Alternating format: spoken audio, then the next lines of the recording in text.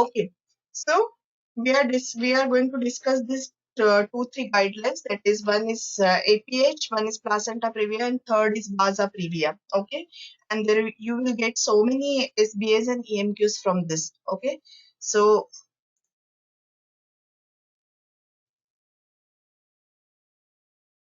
yes, so this is the first thing with while reading any GTG or for any guidelines, keep a habit that you will record all the numbers separately, okay, so that you can revise it afterwards, okay, and just record all the numbers which are more important, okay, not like everything. So here, see incidence of APH 3 to 5%, okay, and whatever I have done in this highlighted yellow color, so this is the most important. You will get the more common you have got, it is the recall questions, okay. So recurrent abruption with previous one abruption, it is 4.4. While previous two abruption, it is 19 to 25%. Remember these two numbers very well. Okay. Then placenta previa at term 1 in 200 pregnancies. Okay. Well, placenta accreta is 1 in 300 to 1 in 2000 pregnancies. Now see these four things. Remember it very well. These four things, that is placenta previa with previous cesarean sections. So it is a relative risk they have given. So for one cesarean section, the relative risk is 4.5. Excuse me, any doubt? So for one cesarean section, it is 4.5 relative risk. Two cesarean section is 7.4. 3 CS, it is 6.5, and 4 and more, it is 44.9. Now, yesterday, one Kritika, I think, she has asked me this question, why it is with 2, it is 7.4, and why it is with 3, it is 6.5. So, it should increase with number of cesarean sections. But here, the one thing is, there was one thing that, can you open your guideline? So, in guideline, while giving this relative risk, they have given the confidence interval also. CI is there, 95% confidence interval they have given.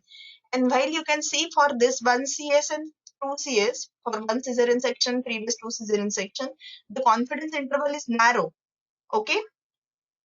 While for 3 and 4 cesarean section, the confidence interval is very wide. So because of that, why this confidence interval is wide? Because sometimes the sample size may be small. Because 3 cesarean and 4 or more cesarean sections, the number of patients you will be getting for any study, it will be very less. Okay. So for that, this confidence interval can be very wide. Confidence interval is very wide. So some of the time, this is not that the strength of the study will not be good.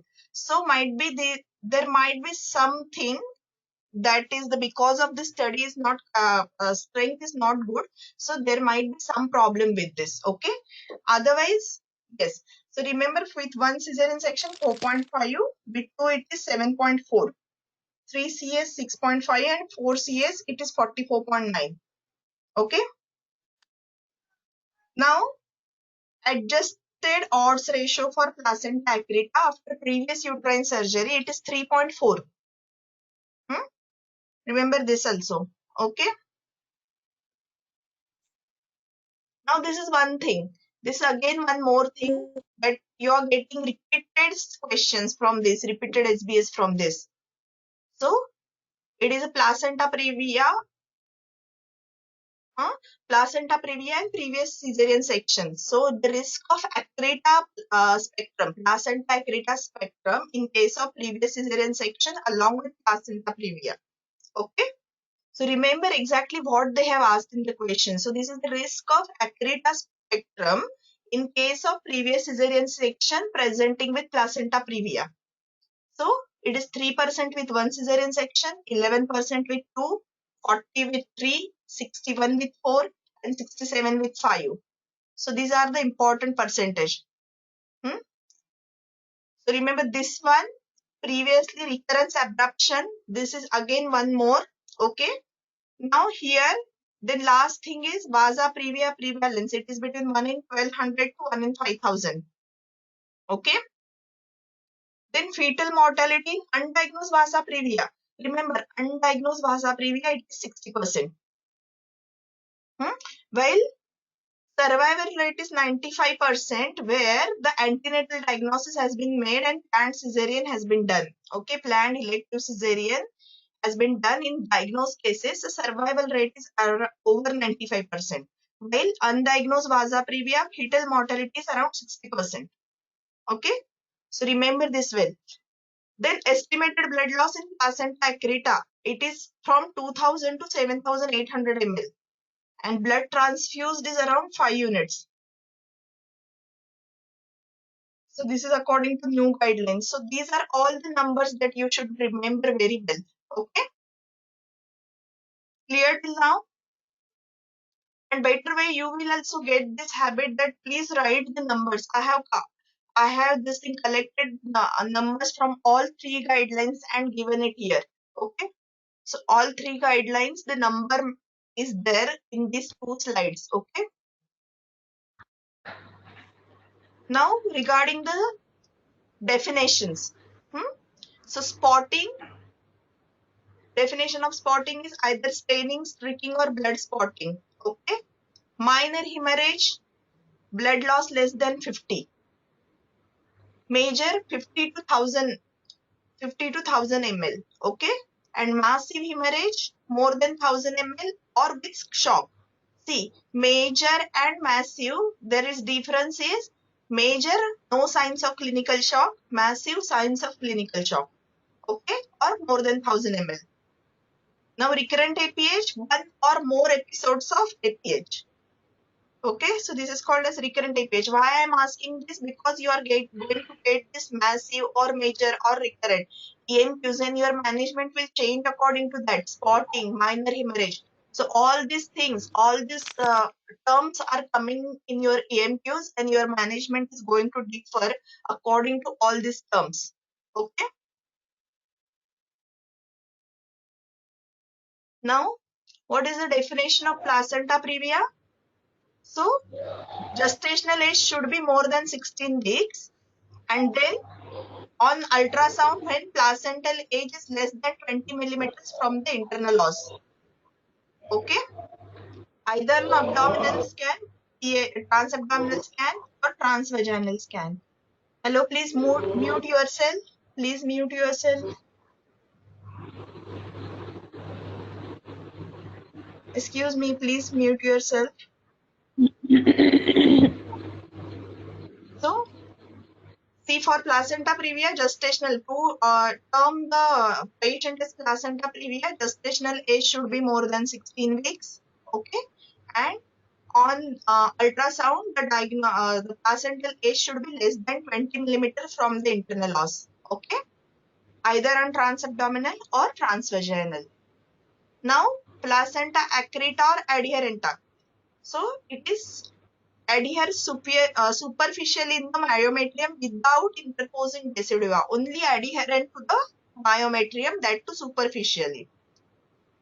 Then increta, it is penetrate deeply into the myometrium up to the serosa. Okay, up to the serosa is increta, and percreta, when it is invading or perforating the other uterus, that is invading and perforating the entire uterine wall and invading other pelvic organs like bladder. Okay, so this is the difference between accreta, increta, and percreta. Clear? Here? Hello? Are you able to hear me? Yes, ma'am. Yes. Clear. Just, I think I'm having some problem with connection. Just, I will solve it within 1 or 2 minutes. Okay, I will just join in 2 minutes. Okay, okay. Please be on the line. I will just join in 2 minutes. I'm not getting these things somewhat clear. Okay, I will just try to log in from another this thing, or I will just clear the connection. Okay.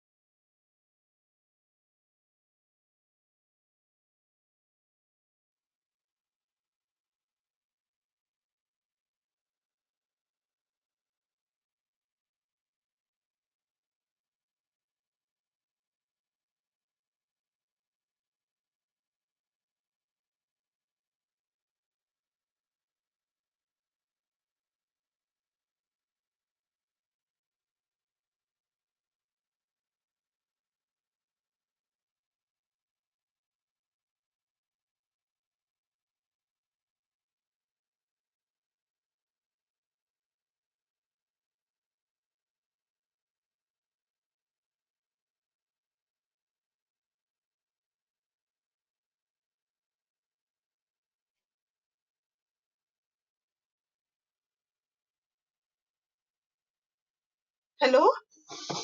Hello? Am I audible? Hello? Ye- Yes, ma'am. Yeah. Now, can you listen to me? And can you see the screen also? It's there? Yes, ma'am. Okay. Okay then. Yeah. Okay. So this is the these are the definition. First is like all the definitions like Accreta, Increta, and Accreta. So remember well. I is for invasion. So Increta means invades. P for perforation, perforates. Okay. So Accreta means perforates. Increta means invades. Okay. And Accreta means adherent. A for adherence. Okay. Remember in that way so that you will not forget. Okay. Now what is the Vasa previa? So Vasa previa when the fetal vessels run through the free placental membranes. So it is defined as the vessels running in the free placental membrane within 2 centimeters of the cervix. So again, this is the definition. This is the new definition added in the guideline, new guideline. So it is within 2 centimeters of the cervix. Okay, in the free placental membrane. So these are either type 1 or type 2. So type 1 when it is connected to filamentous umbilical cord, and type 2 when it connects to the succensurate or accessory lobe placenta. Okay. So type 1 is filamentous, type 2 is a succensurate lobe. Okay.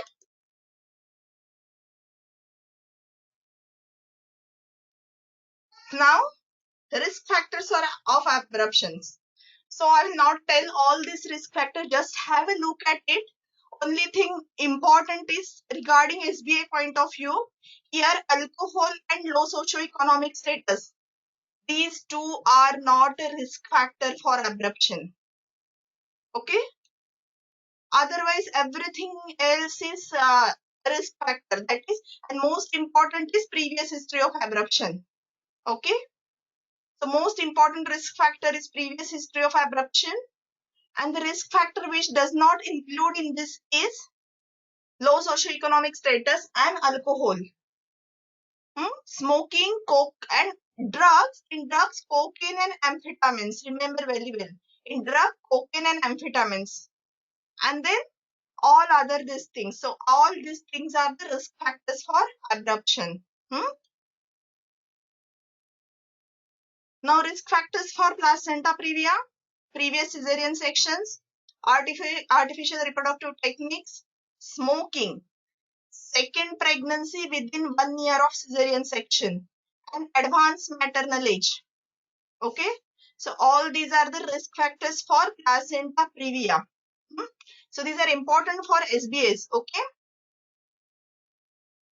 So smoking is everywhere. See.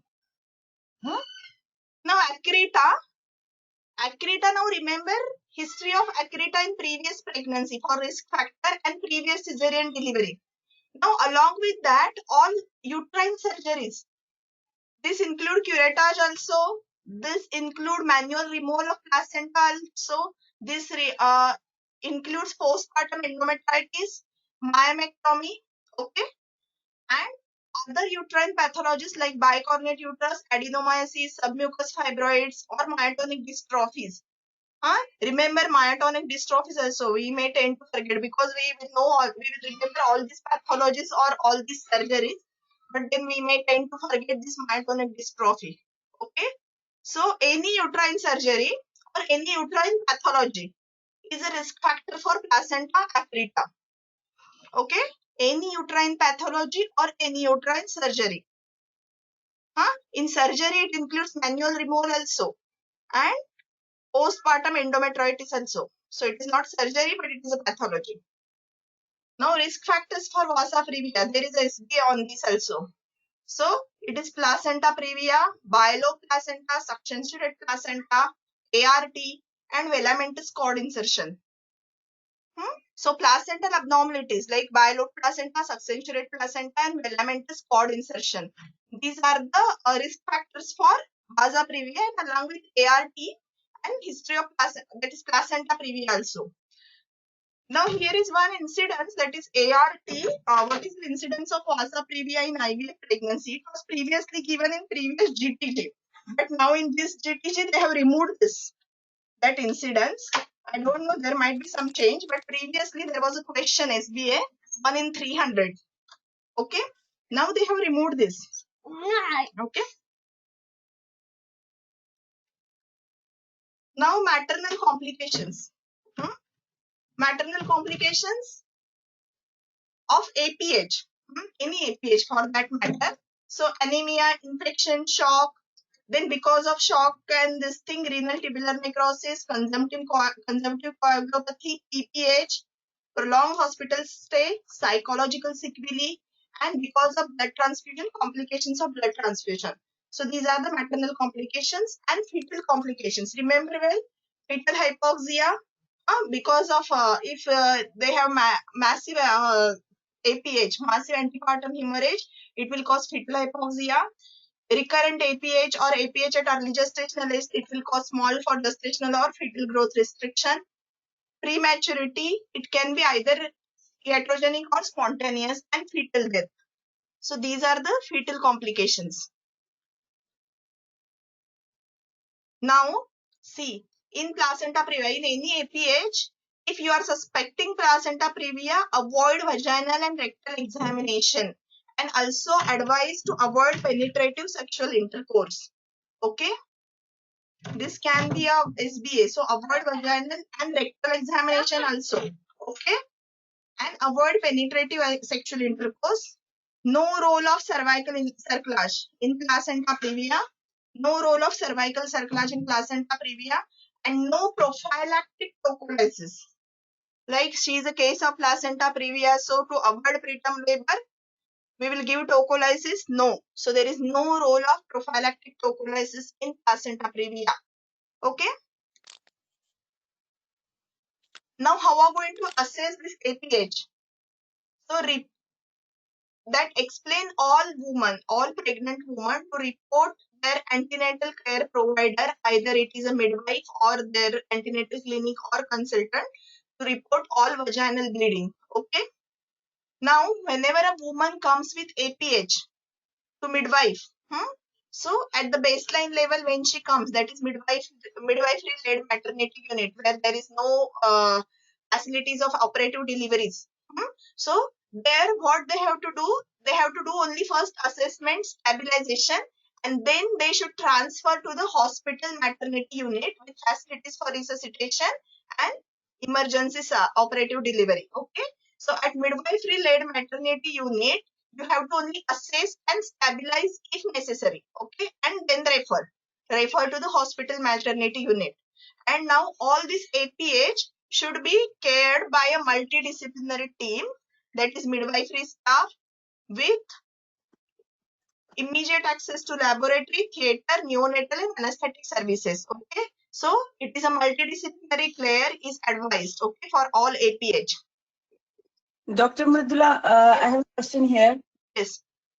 Yes. Yeah, if a patient comes with APH, but it is mild APH, and she goes to a midwifery unit, does she still need to go for the obstetric unit, or if it is like mild bleeding, we can manage it there and send her back? Better every APH should be at least for assessment after after first assessment, better to refer her to the hospital led unit. Okay. And there they will assess her, and then they will decide regarding whether to send her home or whether to admit her. Okay. Yeah, okay. Only preliminary assessment at midwifery unit, and then refer her to the hospital-led services. There they will properly assess her and they will decide regarding the type of APH and management. Okay? Right. Okay? Yeah.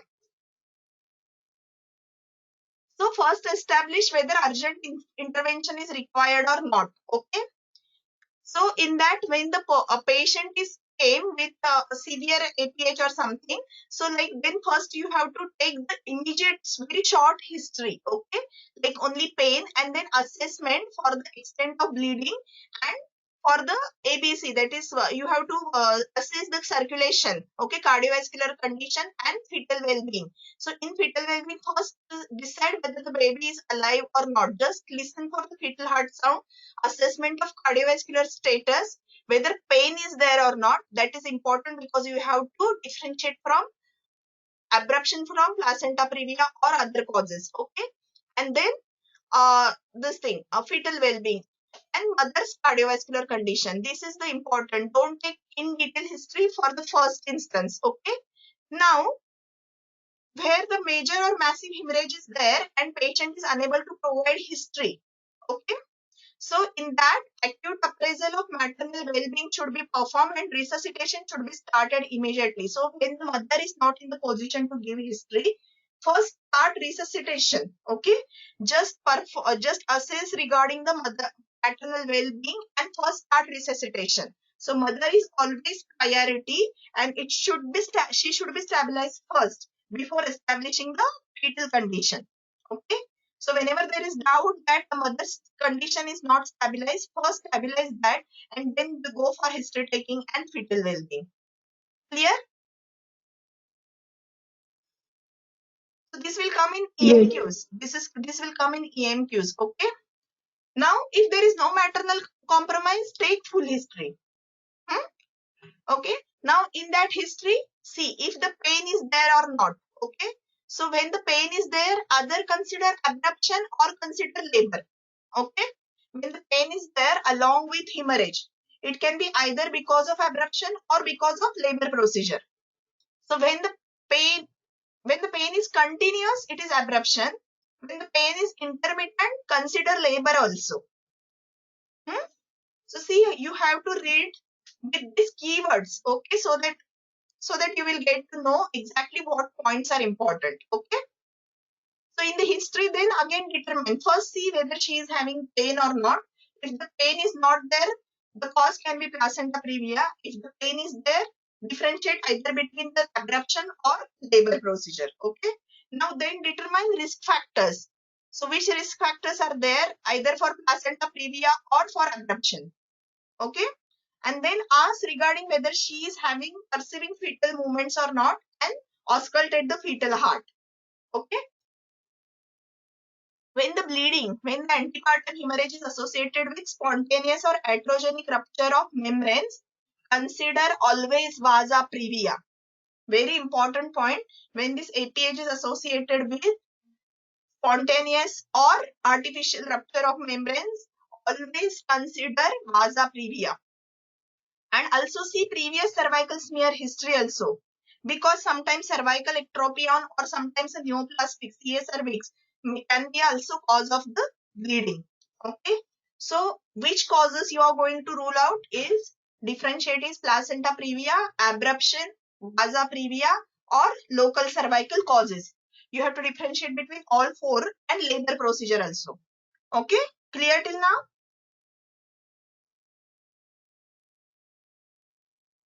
So Yes. yeah. So first approach is always assess for ABC, that is airway, breathing and circulation. Okay. So first always assess for ABC, then C for after resuscitation, C for causes of hemorrhage. Record their pulse and blood pressure. Okay. Now assess for tenderness or signs of acute abdomen. So tense or woody feel suggestive of abruption, while soft and non-tender uterus may suggest either placenta previa or Vasa previa or lower genital tract like any cervical lesion. Then do a speculum examination. Don't do pervaginal examination, but speculum examination to see any lower genital tract, that is cervical cause can be there or any cervical dilatation is there along with this APH. Okay. If cervix is suspicious, refer for colposcopy. Remember this thing. If cervix is suspicious, refer for colposcopy. Okay. If placenta previa is your diagnosis, for example, in previous scanning, it is shown as placenta previa, low-lying placenta, okay, or the bleeding has been painless, then don't do digital PV. PV should not be done if you are suspecting placenta previa. But yes, if you are suspecting abruption, okay, that is you have ultrasound which have shown that placenta is not low lying, then you can do pervaginal examination because it will give information regarding cervical dilatation. Okay. Now, after auscultating the fetal heart and if the mother is stable, do a CTG. Okay. So after doing resuscitation or if the mother is hemodynamically stable, once you auscultate the fetal heart and you find out that yes, fetal heart is there, then do the CTG. Okay. Because it will decide the mode of the delivery if she requires. Okay. Now, when you cannot listen to the fetal heart, okay, or fetal viability cannot be detected using external auscultation, always do ultrasound. Okay. So if the patient comes with abruption and fetal heart is not detected, see if there is EMQ, then first you have to confirm the fetal death by ultrasound. Okay. IUD or fetal heart, you have to confirm it first by ultrasound. Okay. And then decide the mode of the delivery. Now, what are the investigation? Most important thing, in minor hemorrhage, they differ in minor hemorrhage and massive hemorrhage. So for massive hemorrhage, what all you are going to do is full blood count, coagulation profile, urea, electrolytes, and liver function tests. Full blood count, coagulation profile, urea, electrolytes, and liver function test, and along with 4 units of cross-matched blood. There was an SBA, how many units of blood should be cross-matched for massive hemorrhage? So 4 units of cross-matched blood. Okay, along with full blood count, coagulation profile, urea, electrolytes, and liver function. Okay, while in minor hemorrhage, only full blood count, group, and save. Okay. In minor hemorrhage, only full blood count and group and save is required. When platelet count is low, then only you should do coagulation screen. Got it? So in minor hemorrhage, you need not do all these things. You need not cross-match blood. Only group and save will be suffice along with full blood count. And if the platelet count is low, then only do coagulation screen. Then RH negative, yes, tests for fetal-maternal hemorrhage should be done. Okay, it should be done irrespective of whether she has received NTD or not, prophylactic NTD or not. A Klehor test can be done. Fetal-maternal hemorrhage test should be done, but it should not be used to diagnose abruption. Okay, it should not be used to diagnose placental abruption, but for RH negative test, it should be done. Okay. Now, if the patient comes with APH and she doesn't have any ultrasound scan which is showing placental position, then it should be done to know the placental site before doing pervaginal examination. Okay. If you don't know placental site and patient comes with APH, first do ultrasound before doing any pervaginal examination. Okay. But ultrasound cannot, it is sensitive, it is not that sensitive for placental abruption. So ultrasound will not come in answer of any question regarding abruption. To diagnose abruption, ultrasound sensitivity is not good. Okay. Dr. Mridula, one more question here. Yes. Suppose a patient comes with the APH with a previous scan, anomaly scan, which has shown a low-lying placenta or a placenta previa. But then she comes at 32 or 28 weeks. Do we need to repeat the scan before doing an examination, or we can like because she has a scan low placenta previa, so we need to repeat the scan or Yes. Now, if she comes at around 28 or 30 weeks and she has baseline anomaly scan showing placenta previa, so in that case, don't do pervaginal examination first. Okay. Okay. Okay, repeat the scan, right? Yes, first stabilize her and then repeat the scan because you already know that is she is having placenta previa. So first stabilize her. First stabilize her. Okay, right. One more question here, please. Sorry to disturb you. But if patient comes at like there's also an SBA also that you had also given that 32 week scan was showing a placenta previa, and then she had a bleeding episode at 34 weeks. Okay. Then should we again repeat the scan, or there is no need to repeat the scan? at 32 weeks, when she has confirmed with placenta previa, there are very less chances that it will turn afterwards. That is, yes, still it can turn to be a migration. It can migrate still, but there are very less chances. So better not to do scan at that position before stabilizing. Okay, when she is Okay, coming with fine. recurrent APH. So don't do scan that time, but first stabilizer. Yes, you have to do the scan. When APH is patient with placenta previa is coming, you have to do the scan afterwards. But yes, first stabilizer. Okay. And here it is only for the placenta, this thing. For pervaginal examination, don't do pervaginal examination. It is for that. Okay. Like when you are Yeah. confirmed with the placenta previa at 32 weeks, she is having placenta previa, then right now there is no need to urgent repeat the scan. Okay. Yes, yes. Okay. Thank you. So ultrasound is not done for the diagnosis of abruption. Only for fetal heart viability or for viability of baby, we have to do ultrasound in case of abruption when it is not sure. Only otherwise there is no role of ultrasound in abruption. Got it?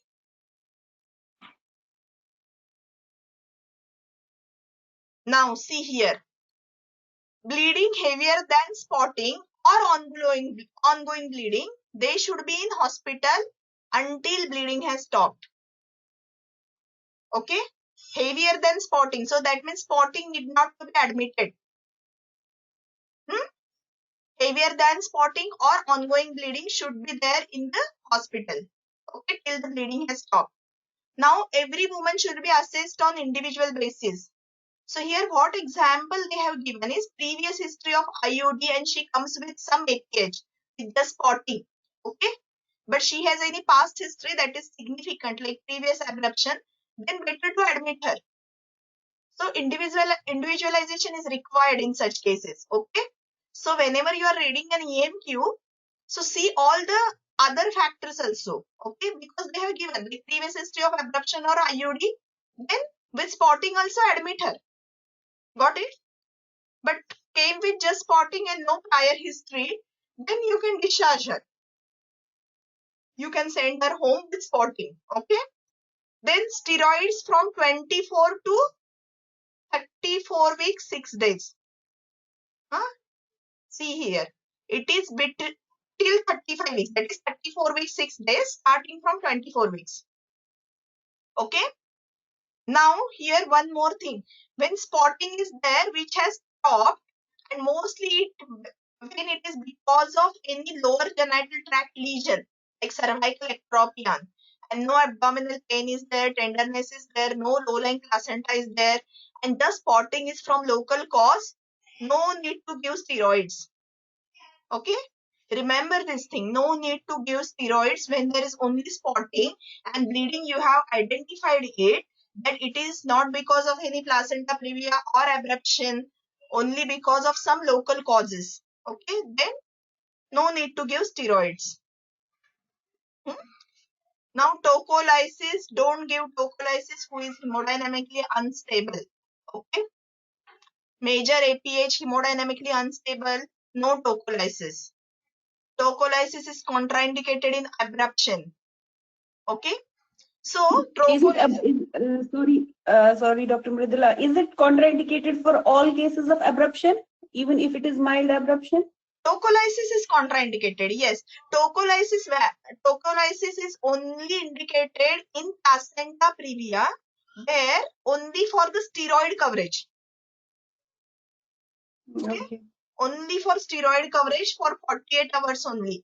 I will come to that later on. I will tell you that time. But otherwise, tocolysis is contraindicated. Okay. And when tocolysis is given, avoid nifedipine. Okay. And now, see, APH, it is settled. That is either from small placental abruption or unexplained APH. Then the patient, that APH has been settled. Then you are continuing, you are giving conservative management, then reclassify this pregnancy as high risk. Antenatal care should be consultant led and serial ultrasound for fetal growth should be done. Okay, so this is one SBA and there is one EMQ also on this. Okay, So antenatal care for conservative management of APH is high risk, consultant led, and serial ultrasound for fetal growth is recommended. Got it? Yes. Yeah. Now IUD is there with APH. So in that case, when the mother is stable, vaginal birth is recommended. Okay. But when the maternal condition, sometimes it is that maternal condition is not stable. It is a large APH with consumptive coagulopathy. In such case, cesarean section is advised. Okay. Now, in all APH, when the fetus is compromised, cesarean section along with concurrent resuscitation. See, not first resuscitation and then cesarean section. Okay, when the fetus is compromised, it is concurrent. Cesarean section plus resuscitation. It is not first resuscitation and then cesarean section. Got it? See, because there is EMQ and these all points are very much important. Now, APH is when there is associated with maternal or fetal compromise. They should be delivered immediately. So mostly it will be cesarean section unless the woman is in established labor. So what is the meaning of this? What is the meaning of this is there is one strategy question. We will discuss it later. See, when the patient is in established labor, okay, and there is somewhat like it is a major APH and there is some fetal compromise and patient is in labor, so better to post her for cesarean section. Okay, post her for cesarean section, immediate cesarean section, and in between if she delivers vaginally it's okay, but delivery in this situation will be usually by cesarean section unless it is in established labor. That means around full dilatation is there. Okay, established labor means it is around full dilatation. Okay, so always it is cesarean section. Okay, now unexplained APH and there is no compromise, so it is not always decided that you should do cesarean section or something, but better to involve your senior obstetrician. Okay, that is when to deliver and how to deliver. Okay, before 37 weeks conservative management, that is settle APH, minor APH, and it has got settled and there is no compromise, no need to deliver before 37 weeks. Okay, but after 37 weeks, even with minor or major, induction is advised. Okay, when there is no compromise, no maternal fetal compromise, with minor or major APH, after 37 weeks, induction should be done. Okay, all these points are there in the EMQs and these are the keywords which are going to decide the mode of the delivery. Got it? So whenever, see, first mode of delivery is the cesarean section when fetus is alive. When fetus is alive and major APH is ongoing, APH is there and fetus is compromised, cesarean section or mother is compromised. Okay, and it is concurrent resuscitation along with cesarean section. If the fetus is not compromised, mother is not compromised, and bleeding is settled before 37 weeks, no need to deliver. After 37 weeks, if there is no compromise, maternal or fetal, better to induce it in case of APH. Okay, now don't give conservative management after 37 weeks. Got it? So after 37 weeks, no conservative management, induce it. In case of stable condition also, before 37 weeks, you can give conservative management. Clear?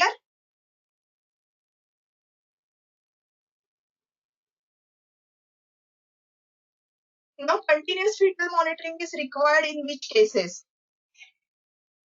So, the patient is in labor with active vaginal bleeding. That is some major or minor APH is there, but there is no maternal fetal compromise and you have done induction or she is in established labor. Then do continuous electronic fetal monitoring. Okay.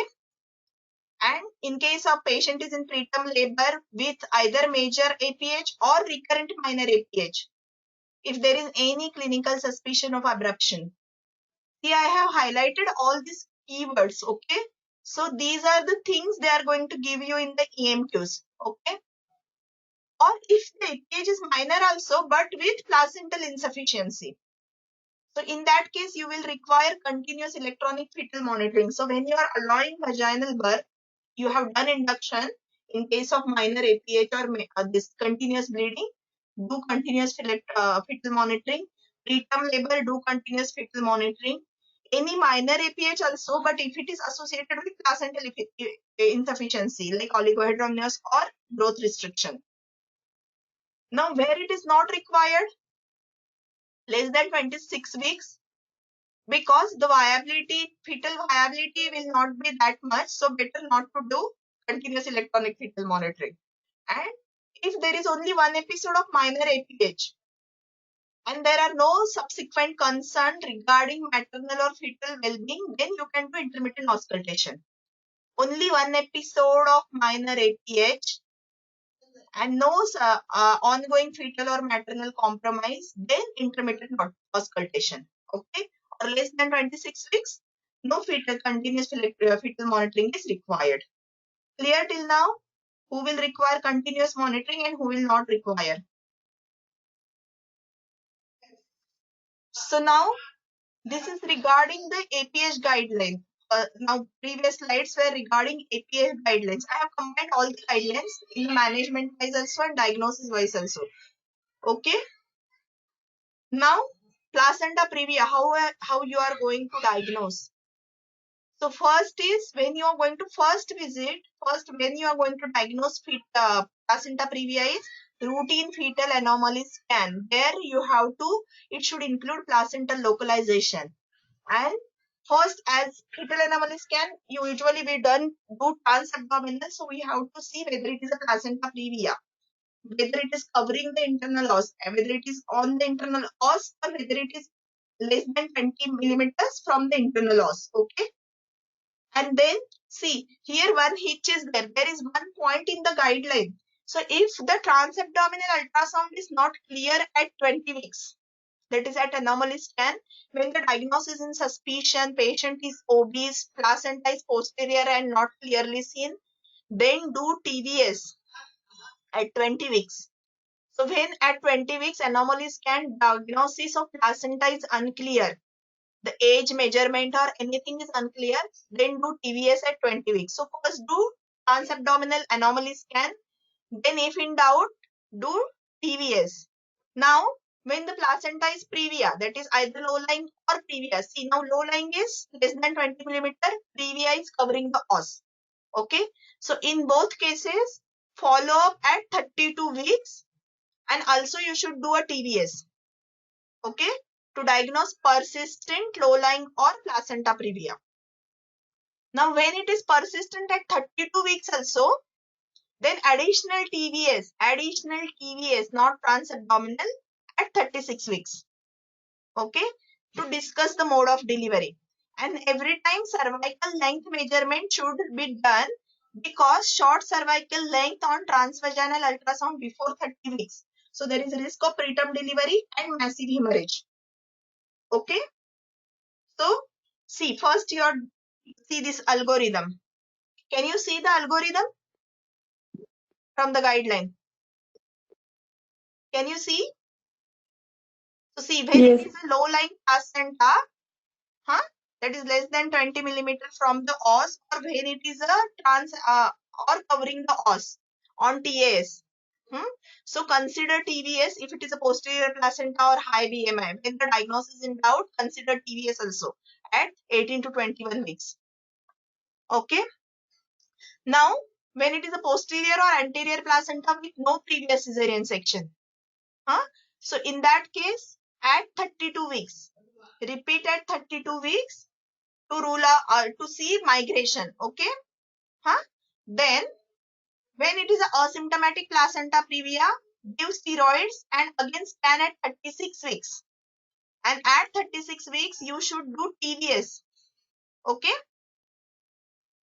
Now recurrent bleeding. After 32 weeks, those who are having recurrent bleeding with low-lying placenta or placenta previa, give steroids. Okay. And for recurrent bleeding, delivery at 34 to 36 weeks. when there is no recurrent bleeding, delivery at 36 to 37 weeks. Okay, so I will tell you again regarding timing of delivery, but just I am highlighting this here. Asymptomatic low-lying placenta, TVS at 36 weeks. Okay, so it is for low-lying placenta, not previa. That is less than 20 millimeters. Okay, if still low-lying, then individualized decision. Here you can go for vaginal delivery also, or you can go for cesarean section also, low-lying placenta, but it will be individualized decision. But for placenta previa, that is on the os, you are going to do cesarean section for asymptomatic at 36 to 37 weeks, or symptomatic recurrent bleeding between 34 to 36 weeks. Okay. Now, here in this, actually I am not able to see this algorithm here. 1 minute. I will just do it.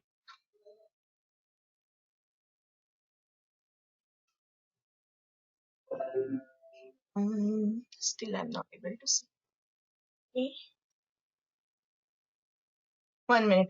So now when it is a placenta accreta spectrum, in that placenta accreta spectrum, what you have to do is you have to send the patient to the specialized ultrasound scan. So when the placenta previa is there along with the previous cesarean section, refer the patient for specialized ultrasound scan. Okay. Refer the patient for the specialized ultrasound scan to rule out any placenta accreta spectrum. Okay. Is So it when at anomaly scan, at right? anomaly scan only, yes, at anomaly scan only. In Okay. previous cesarean section with anterior low placenta previa, right? Or Yes. there are features of the accreta then Any suspicious features, or for any with suspicious suspicion. features. Okay. So then you have to send her to the specialized scan. Okay. If there is no no signs of that is placenta accreta spectrum, then continue the previous algorithm. Okay. Now, if at 32 weeks no low-lying placenta, no further ultrasound examinations are required. Okay. Got it? Yes. Yes. Okay. Now, when there is ultrasound scanning is there, so when any suspicious feature of placenta accreta is there, so in that time, what you have to do is, 1 minute, I'm not able to see this.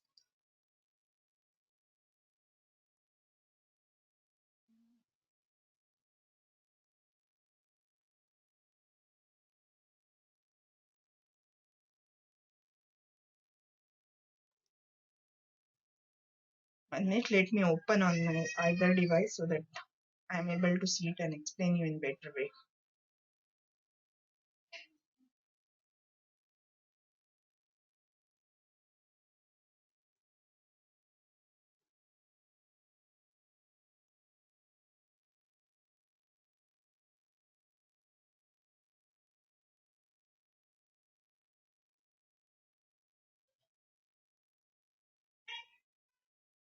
So when there is any ultrasound feature suggestive of placenta accreta symptom, then refer to the further imaging. Okay.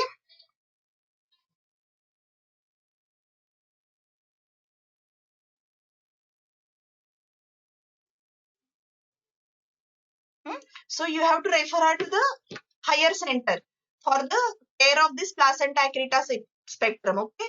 Then she will be referred at the higher care center. Okay. Got it? When there are any signs suggestive of placenta accreta spectrum. Got it? So what is the role of here that color Doppler and that power Doppler? There is always a confusion on that. Which one should be done? Yes. Now color Doppler and power Doppler. Actually, color Doppler should be done. Okay. Now I will tell you in the diagnosis. Okay. Diagnosis of placenta accreta. I will tell you regarding exactly what should be done. Okay.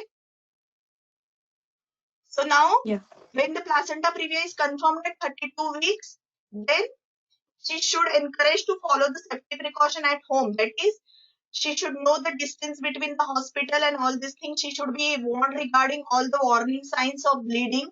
Okay. And someone should be always there at her home to transfer home to the hospital.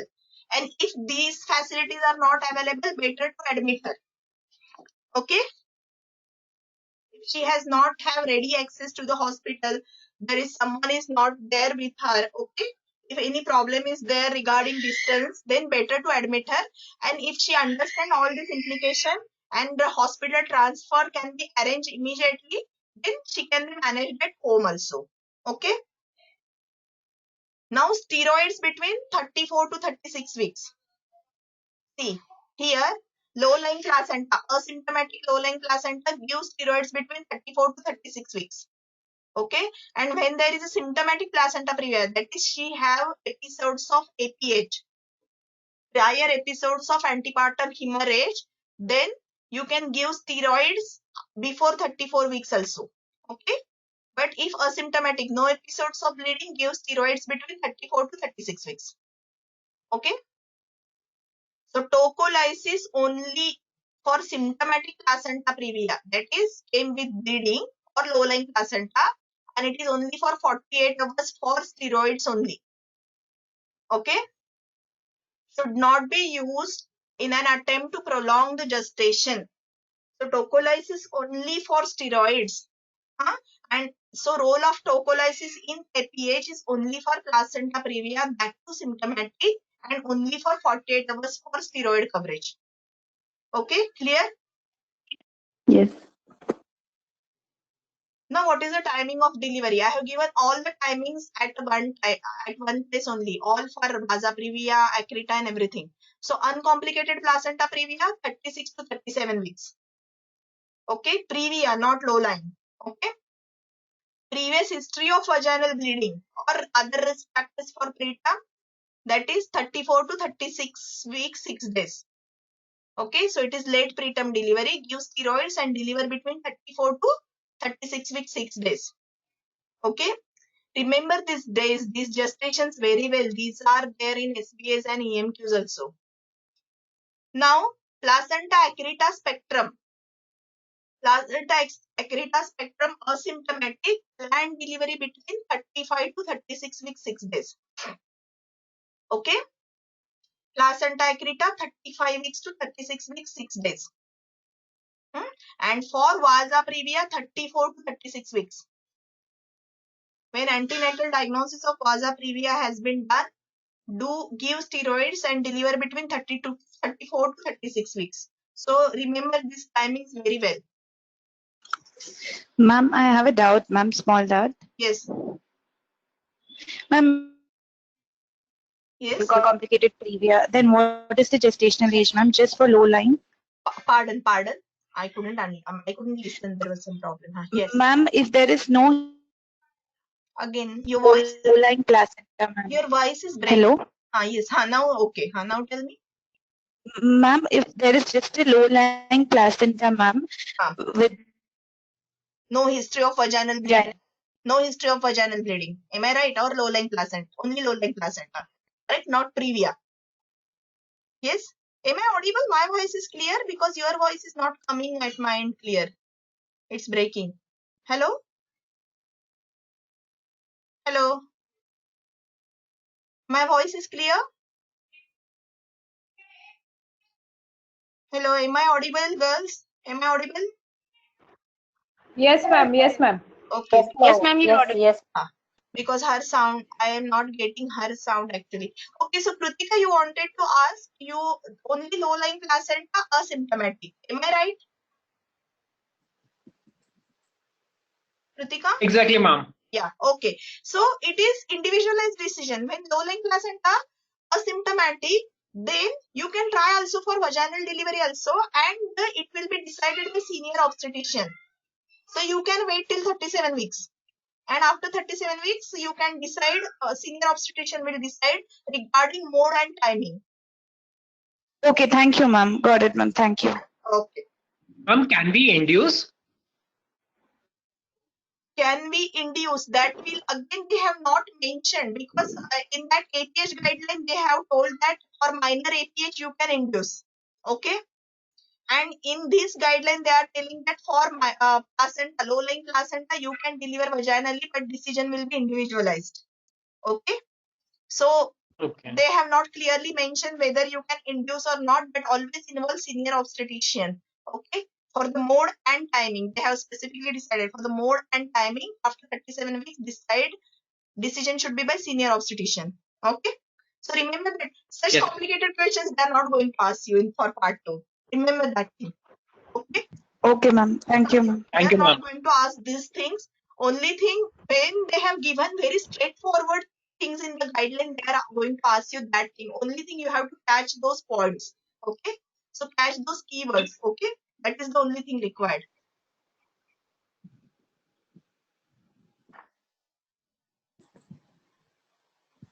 So now, when there are allo antibodies are not there, patient is not isoimmunized, no RH antibodies are there, then group and screen sample should be sent once in a week. Okay.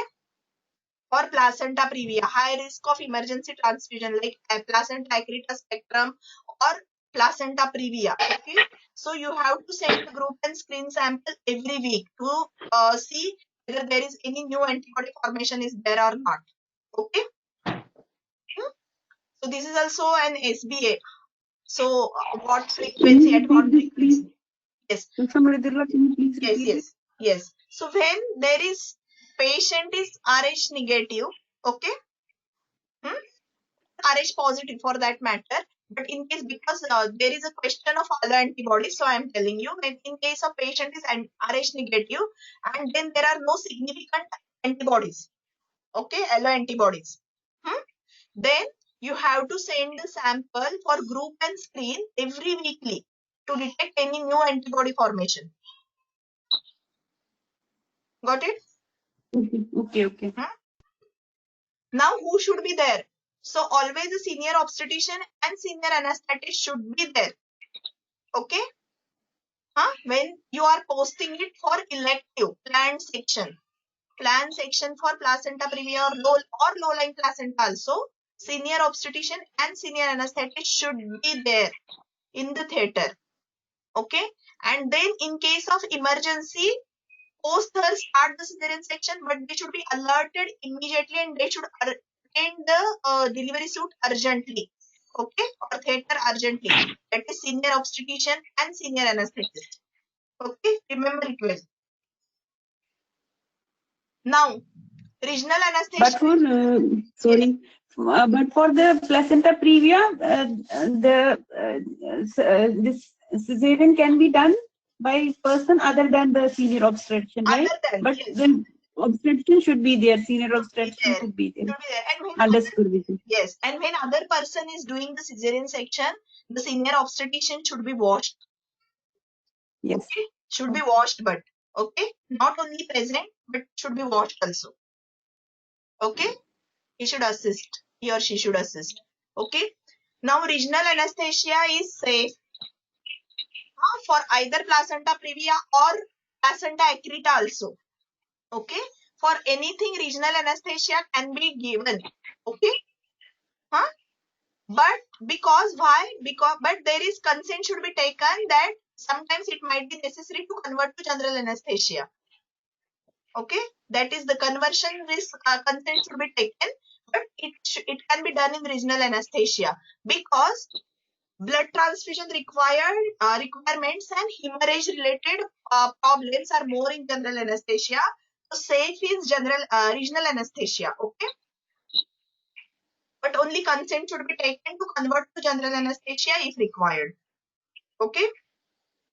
But if there is maternal compromise, then general anesthesia, or still we can When do it is not safe to give regional anesthesia, in case of cardiovascular compromise, then only general anesthesia should be used. Okay.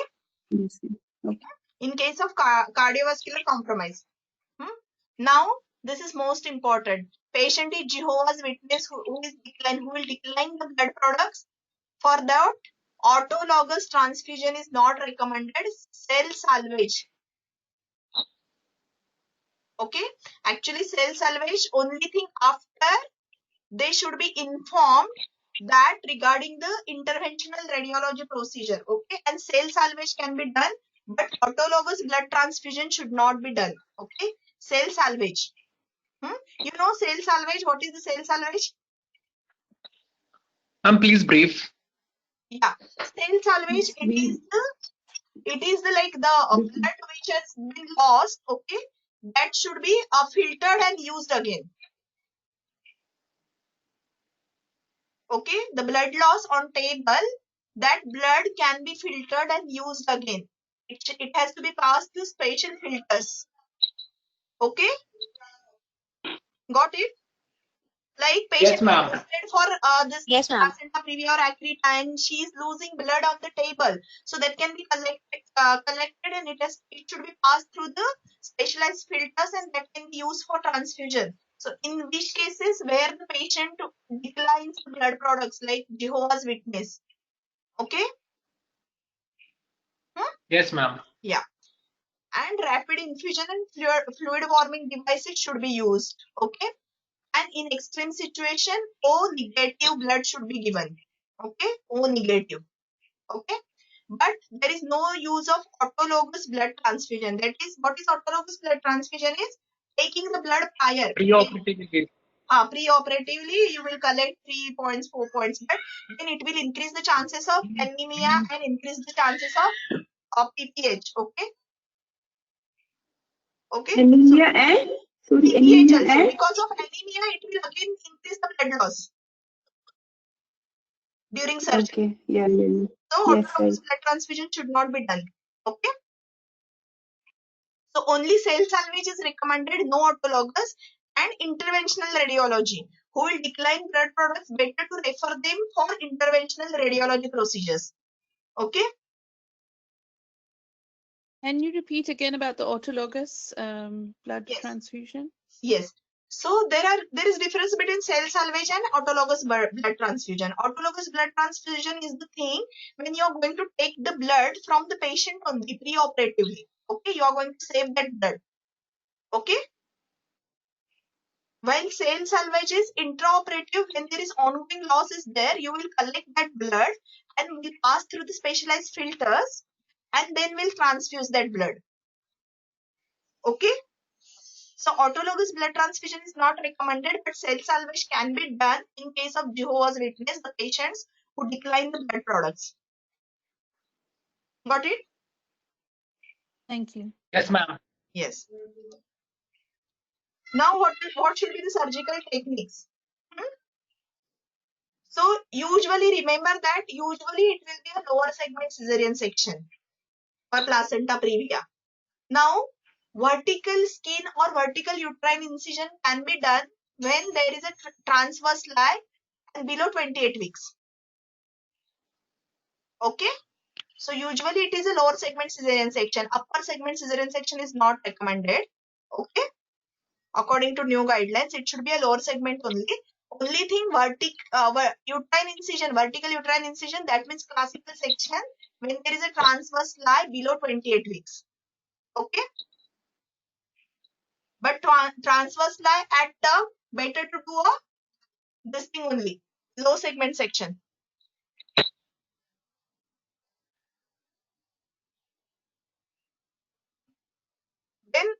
Then the placenta, try to not to transect the placenta, go by the placenta and deliver the baby. Okay.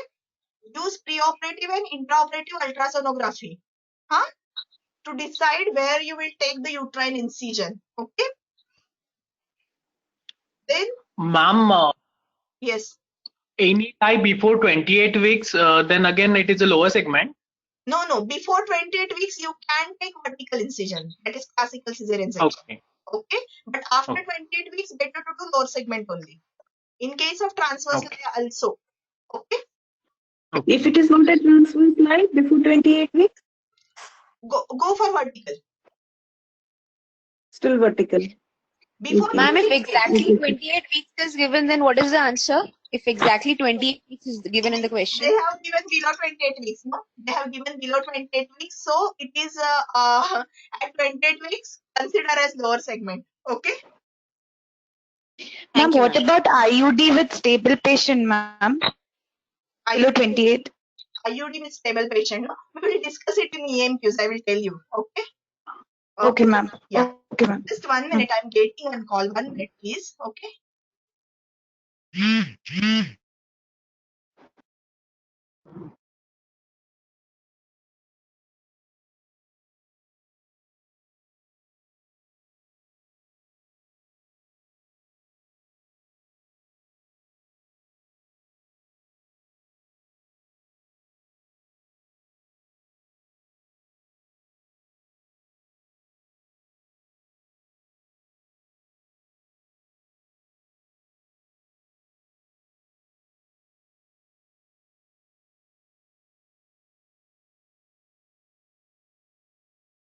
Hello.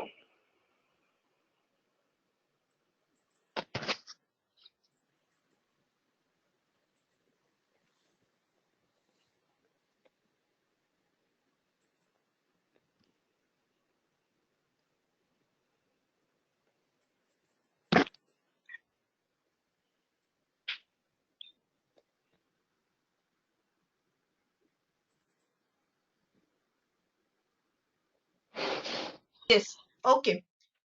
So if you have to transect the placenta, okay, if you have to transect, there is no other way, then immediately clamp the umbilical cord. Okay.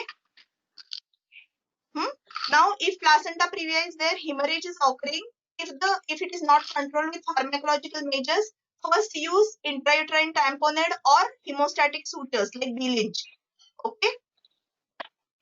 Immediately. So don't wait for pharmacological measures to act. Giving on pharmacological treatment is not recommended. Better to recourse to intrauterine tamponade or hemostatic sutures like B-Lynch or Chose sutures. Okay. Now use interventional radiological techniques also whenever possible and where it is when they are this thing available. Okay. And early recourse to hysterectomy. Okay, when the conservative medical and surgical management is ineffective, use early recourse to hysterectomy. Okay, so these are the surgical techniques for the placenta previa. Got it? So rather than waiting for methergine or carboprost to act, we have to directly shift to the compression suture. No, give methergine, carboprost, everything, but don't give 8 doses of carboprost, don't give 3 doses of methergine. Means don't wait for too much. Okay, first start pharmacological management. If you think that it is responding to 1 dose or 2 doses, then okay. If it is not responding, then don't wait for 8 doses of carboprost. Okay, don't wait for maximum dose of methergine. Start with intrauterine tamponade or hemostatic techniques. Okay. Okay.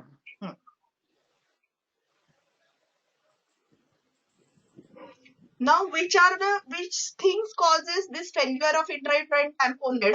So it is the factors which include is previous cesarean section, and the placenta is anterior, starting of coagulopathy, that is DIC, at the time of insertion, okay, or PPH more than 500 ml in first hour.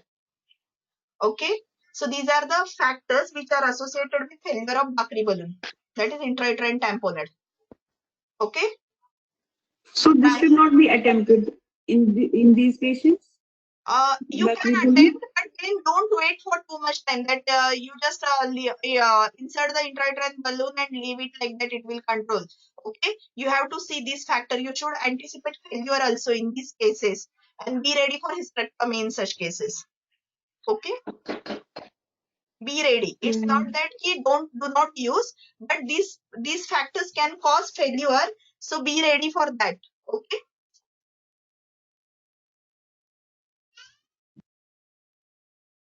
So whenever there is previous cesarean section and presence of anterior low-lying placenta or placenta previa, you should be always alert for the placenta accreta spectrum. Okay. Now see, here is the diagnosis, how you are going to diagnose. So any ultrasound feature suggestive of placenta accreta spectrum at anomaly scan, refer to the specialist unit with imaging expertise. Okay. And always the patient should be screened when she is having previous cesarean section along with low-lying placenta, anterior low-lying placenta. She should be screened at fetal anomaly scan only for placenta accreta spectrum. Okay. Now see that here MRI and ultrasound Both are similar. Okay. And you should use color Doppler, not power Doppler. Remember well. Okay. Not power Doppler. MRI only can complement ultrasound. So primary diagnosis with ultrasound and color Doppler. Okay. Doppler features with the basic ultrasound. Only MRI can complement for detection of depth of invasion and lateral extension. Okay. Or features of Accreta, like parametrial invasion is there to rule out Accreta. Okay. So in that cases, MRI may complement, but otherwise both diagnostic values are same. So basic investigation should be ultrasound with Doppler, color Doppler. Got it? Not MRI. Yes. MRI is not the preferred investigation. Previously they used to tell MRI, but now MRI is not preferred investigation. So see, it is a 3D color Doppler sign. So it is 3D color Doppler and not power Doppler. Got it? Okay. So these are the signs for placenta accreta spectrum. So loss of clear zone, abnormal lacunae, bladder wall interruption, myometrial thinning, placental bulge in the serosa. Okay. Focal exophytic mass.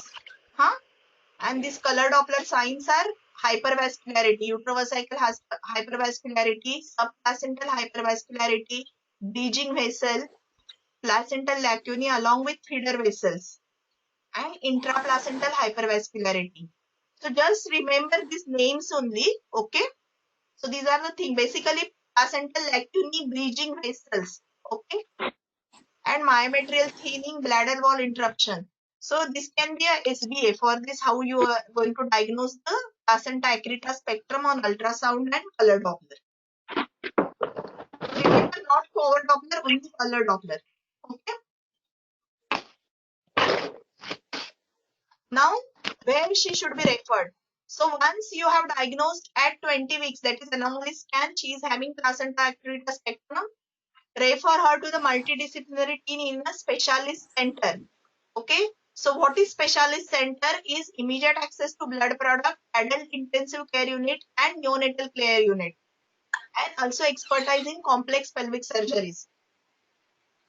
Got it? So once you diagnose it is a placenta accreta spectrum, first refer her to the specialist center.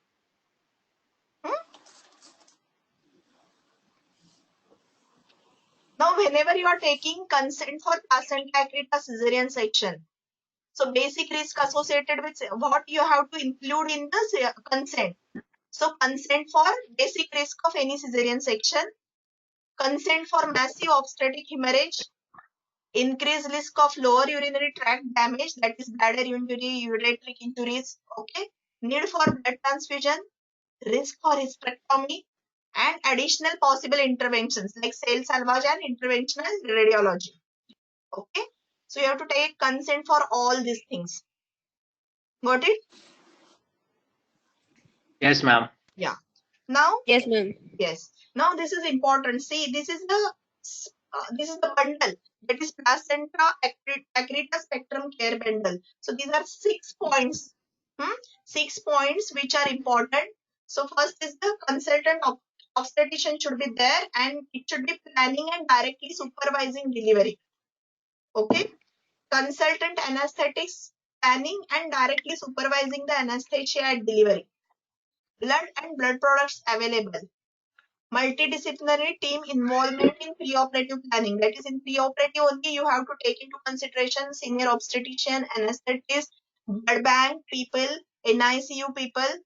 Okay, so all these people you take into consideration in preoperative. Okay, then consent. Discuss and take consent regarding all possible interventions. That is hysterectomy. If a patient don't want hysterectomy, then leaving placenta in situ, cell salvage, and interventional radiology. And level 2 critical care bed. Remember, it is a level 2 critical care bed should be available. So these are the 6 points. Okay. So this can be a SBA, 6 elements of placenta accreta care bundle. Okay. Now, as I told, regional anesthesia is safe and consent should be taken to convert general anesthesia. Okay. Now, what is the surgical technique? How you are going to manage this placenta accreta spectrum? So, first and foremost choice is cesarean section hysterectomy with placenta left in situ. Okay, when you have diagnosed antenatally, preoperatively that it is a placenta accreta, then preferred choice of surgery is cesarean section hysterectomy with placenta left in situ. No attempt to separate the placenta. Okay. When this placenta accreta is limited in depth and surface area, okay, so then uterus preserving surgeries can be done, but they should be only attempted by surgeons working in teams with appropriate expertise to manage such cases, okay, and inform the risk and take informed consent. Okay, so this uterus preserving surgeries like myometrial resection and these things, so better to do it with expertise team only. And when it is a focal placenta accreta, that is limited in depth and surface area. Okay. Now, stents can be used, but there is no evidence till now to recommend these stents, but it can be used when the bladder is invaded. That is, when there is a Accreta, you can use the stents to identify the ureters, okay, to preserve the ureters. Now, when the hysterectomy is not acceptable by the patient, when patient wants uterus preserving surgeries, then you can consider leaving placenta in situ. Okay, but then you have to do regular reviews and ultrasound examination, and she should have access to emergency care if this woman has complications like bleeding or infection. Methotrexate should not be used. Remember this well. In any uterine conserving surgery, methotrexate should not be used if you leave placenta in situ. Okay, this is new guideline. Don't use methotrexate because unproven benefit and significant adverse effects. Okay. Now, what are the complications of this uterine preserving surgery? Chronic bleeding, sepsis, septic shock, peritonitis, uterine necrosis, fistulas, injury to adherent organs, acute pulmonary edema, renal failure, DVT, and pulmonary embolism. So, all these complications should be explained to the patient while doing uterine preserving surgeries. Okay. And now, who declined donor blood? That is, who are Jehovah's Witness, refer to the interventional radiology services. They should be cared where the interventional radiology services are available for placenta accreta spectrum. See, now where is the difference here? So when the woman declines blood products, in case of placenta previa, cell salvage can be used. In placenta previa, we have seen that cell salvage can be used. But in placenta accreta spectrum, you have to refer to the interventional radiology services. Remember these two differences. Okay, very well. Because placenta accreta spectrum, even cell salvage will not be useful because the blood loss will be too much. Okay, so better to refer her to the interventional radiology services. Okay, now when the diagnosis is unsuspected, that is, you have found that placenta accreta on table, okay, undiagnosed placenta accreta on table. Now, what you are going to do? This can be AMQ, okay. So, in that case, when the placenta accreta is immediately apparent, cesarean section should be delayed, okay, till the appropriate staff, resources, and blood products are available. So your consultant is not there, consultant anesthetist is not there, blood is not available, and you have diagnosed it placenta accreta on the table, then cesarean section should be delayed, and sometimes it may involve closure of the abdomen also and urgent transfer to the higher center. Okay. So then you have to close the abdomen and just transfer that patient. Don't attempt anything if you have diagnosed placenta previa on table. Okay. Now, if it undiagnosed placenta accreta, you have started the cesarean section. That is, you have not suspected that it is accreta, and after the birth of the baby, okay, you have diagnosed that it is accreta. Then it is left in situ, and hysterectomy should be performed. Okay. So first option. If patient is under general anesthesia, then general anesthesia, nothing. Close the abdomen, extubate her, and refer her. But Then what about fetal circulation? So you will see, like you have to do it in 3 minutes. No, if you extubate this, see, you are doing general laparoscopy is under general anesthesia. So what happens to the fetal circulation that time? Pregnant patient. no, Okay, what should we do if the patient is not undiagnosed this Accreta and it's an emergency cesarean, suppose for fetal compromise, fetal distress or something, then and the consultation is not available. In that case, always maternal stability comes first. Okay? Because here you are at risk of compromising mother's life. If So we should wait and do not proceed with this. Yes, you should not proceed. You should not proceed. Okay. In any we have to inform the. Is it that for that matter, suppose it is a Accreta, we have to inform the senior obstetrician, or we have to inform the urologist or something? There was an ENQ, something like senior that. obstetrician. You should not inform urologist. You should inform senior obstetrician only. Okay. No urologist at your level. Okay. Inform senior obstetrician. Okay. Yeah. Now there is one triple P procedure. That is perioperative placental localization, pelvic devascularization, and placental non-septation. Okay.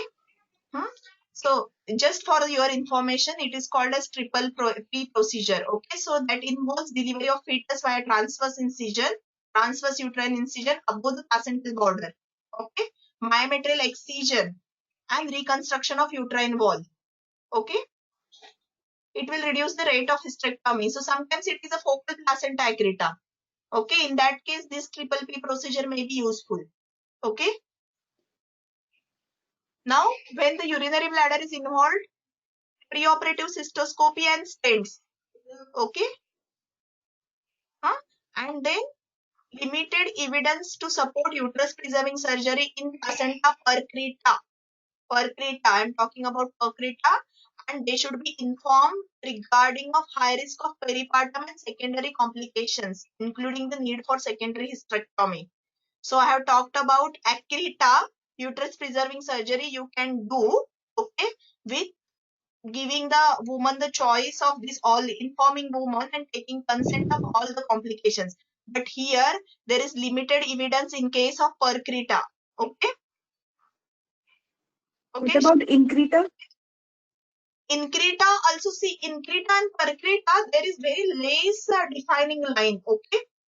That is, it has invaded up to the serosa and it has not went to the bladder. There is very limited thin line. Okay. So Increta you must take as percreta only. Okay. Not Accreta, yes. percreta. Okay. Percreta. Okay. Yeah. Yes. Now regarding Vasa previa. So unexpected Vasa previa in labor. So when there is unexpected Vasa previa in labor, so what are the symptoms? It is a painless vaginal bleeding. Okay. And usually it occurs when the membranes rupture spontaneously or artificial rupture is done. Okay. When the membranes are ruptured, sudden severe bleeding, painless bleeding will start, and along with fetal compromise. Along with fetal compromise, that you will see the bad CTG, pathological CTG, along with painless vaginal bleeding. When the membranes are ruptured, it is mostly due to Vasa previa. Okay. So this is the diagnosis. Okay. And fetal blood volume at term, you all know it is 80 to 100 ml per kg. It is a SBA. Okay. Fetal blood volume at term 80 to 100 ml per kg. It is a SBA. Now, at anomaly scan only, you can diagnose Vasa previa. Okay. It has a high diagnostic value, but most of the time, 60% of the time, they are resolved. Okay. So, color Doppler and transabdominal and transvaginal color Doppler, they will provide the best diagnosis for this Vasa previa. Okay. Sorry, in 20% cases. So, Vasa previa diagnosis in second trimester resolves in around 20% of cases. Okay. So, follow-up examination at 32 weeks is required. But universal screening should not be done at Vasa previa, for Vasa previa. Okay. So see, this is conflicting, that you can diagnose Vasa previa at 20 weeks anomaly scan, but then insufficient evidence to screen it. Okay. So, but when you have diagnosed Vasa previa, follow-up ultrasound should be done at 32 weeks, particularly in women with low-lying placenta. So it is a confusing. Still, they have not cleared it. Okay. So screening should not be done, but at anomaly scan they should see this whether it is Vasa previa. Now timing, as I told you, it is between 34 to 36 weeks after steroids when they have diagnosed antenatally, and steroid should be given from 32 weeks in case of Vasa previa. While in asymptomatic placenta previa, you should give from 34 weeks steroids. Now for ruptured Vasa previa diagnosed during accidentally diagnosed Vasa previa, emergency cesarean delivery and neonatal resuscitation. Okay. And in case of like when stillbirth has occurred, acute fetal compromise has occurred, then do the placental pathological examination also to confirm the diagnosis. Okay. So when there is any acute fetal compromise after rupture of membranes with severe bleeding, and if stillbirth has occurred, then do the placental pathological examination to rule out Vasa previa. Okay. So do not confirm the diagnosis, first do cesarean section. When there is acute fetal compromise with rupture of membranes and bleeding, first do section, don't wait for diagnosis to confirm. Okay. And in third trimester, when Vasa previa are confirmed, do elective cesarean section between 34 to 36 weeks. Okay. So same. When Vasa previa, they develop with premature rupture of membranes at viable gestational age. So do a cesarean section without delay. That is category 1. Okay, category 1, cat 1 cesarean section for suspicious Vasa previa. Okay. So this is the 1 minute. So this is the protocol for PPH protocol for any obstetric hemorrhage. They are giving the same protocol. Remember this protocol very well. Okay. So remember this protocol very well for any major obstetric hemorrhage. Okay. In that, what is important is fluid. So what you are going to give? They are asking in SBS. What you are going to give is 2 liters crystalloid, 1.5 liters colloids. Total fluid is 3.5 liters before blood transfusion. Before blood becomes available. Okay. So this is the SBA. 2 liters isotonic crystalloid and 1.5 liters colloid. Not colloid first crystalloid. Okay. Then 2 cannulas. Then test for full blood count, coagulation, urea electrolytes, LFTs, and cross match 4 units. And fresh frozen plasma, platelets, and cryoprecipitate. Okay. So this is the basic important for your this thing. What is the Dr. protocol? Mridula, my question here, please. Yes. There's a lot of confusion on this chart. The SBA or EMQs are there. Yes. A patient has come with a major obstetric hemorrhage. What will you do? Next step, next action, next immediate management. And there are these options like call for help. It is like almost in all EMQs, it is always there. So where to choose that as a call for help first step, and where to choose as management, we will do the rubbing of the fundus, or we will give oxytocin, where to use all those things. There's a lot of confusion on that. If you can see, please when you are a midwife there, like they have given in the scenario, you are a midwife. Okay. Then first is call for help. Okay. All right. Okay. Now, okay, can you, I should have that EMQ, then I can discuss it better way. Okay. Can I have 1 minute? So anything first when you are a midwife, then always call for help. Okay. Then when compromise is there, okay, when any compromise they have given in the scenario, okay, then first go for resuscitation. Any compromise like SpO2 is less, okay, then first go for this airway breathing and oxygen.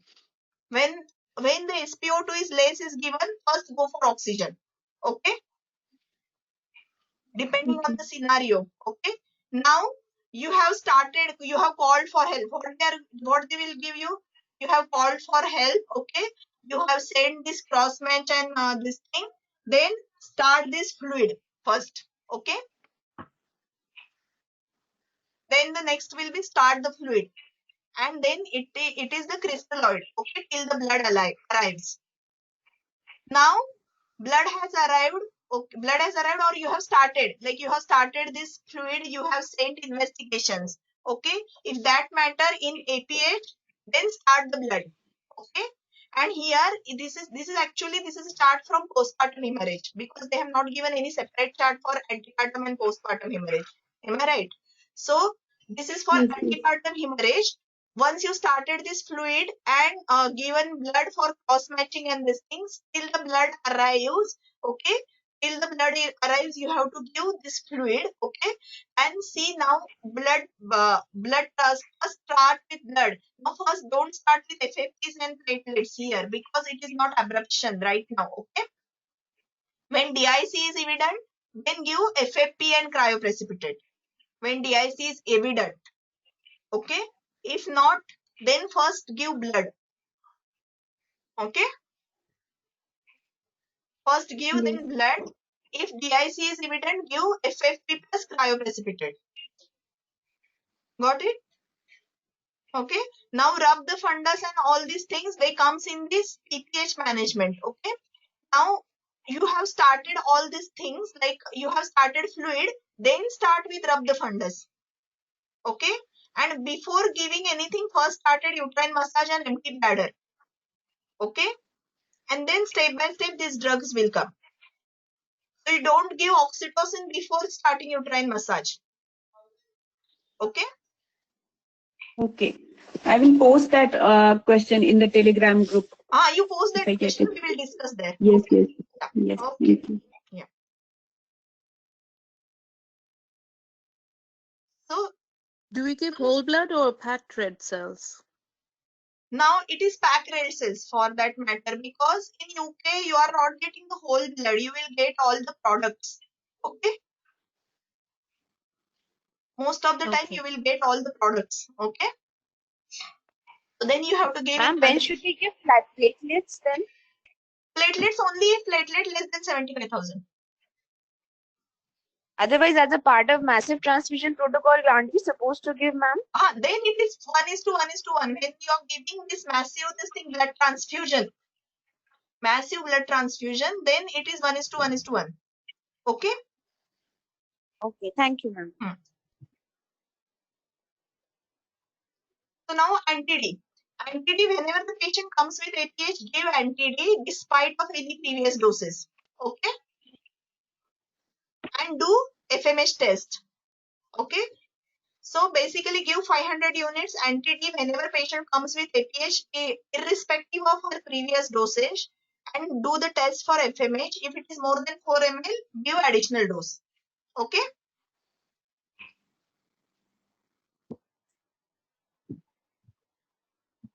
So now see, when the DIC is suspected, what you are going to give is 4 units of FFP and 10 units of cryoprecipitate. So you should not wait for the coagulation studies. Okay. You should not wait for coagulation reports to come, and you should see that it is a massively deranged. So whenever you are suspecting DIC, okay, when you are suspecting DIC, then give 4 units of FFP and 10 units of cryoprecipitate. It is a question. Okay. And now when the patient on low molecular weight heparin or warfarin, so if they have any vaginal bleeding, they should be advised that if they have any vaginal bleeding, they should not take any more dosage of any anticoagulants, and they should report immediately. Okay. Ma'am, if patient has received the anti-D at 28 week of gestation and then immediately at 30 weeks she had any episode, then again we have to repeat the anti-D in the same dose? Repeat. Next day also you have to repeat the same dose. So irrespective of her previous prophylactic doses, any APH you should give 500 units. Okay. Okay. One more question here, Dr. Mridula. Sorry to interrupt. That you said about the patient on if the patient is on low molecular weight heparin and she comes with active bleeding.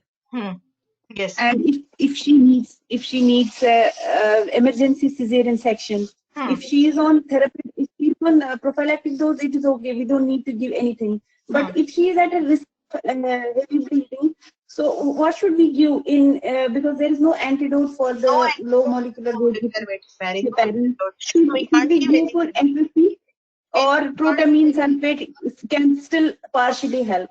No. We can't give anything. Better to give transfusion in such cases. Okay.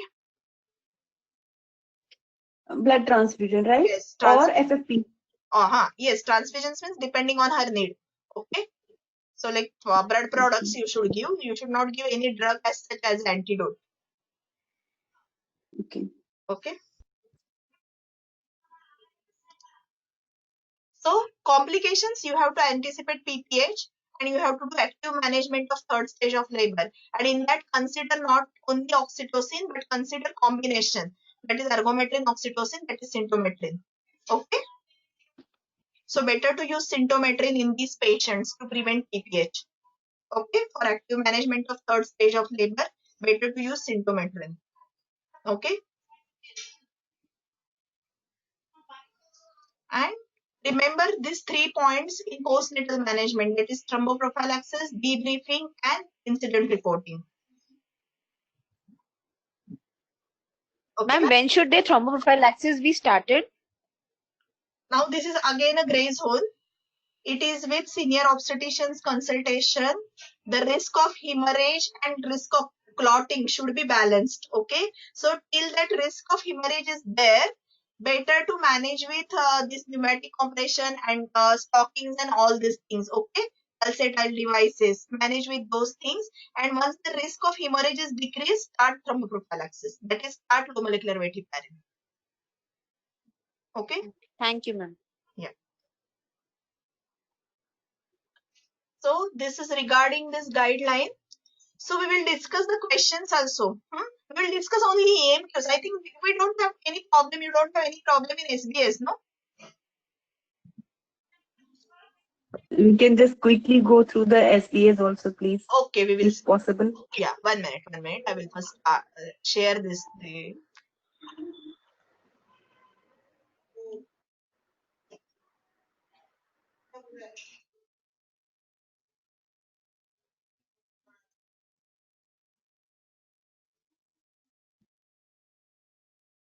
Can we get this PPT presentation for our study purpose?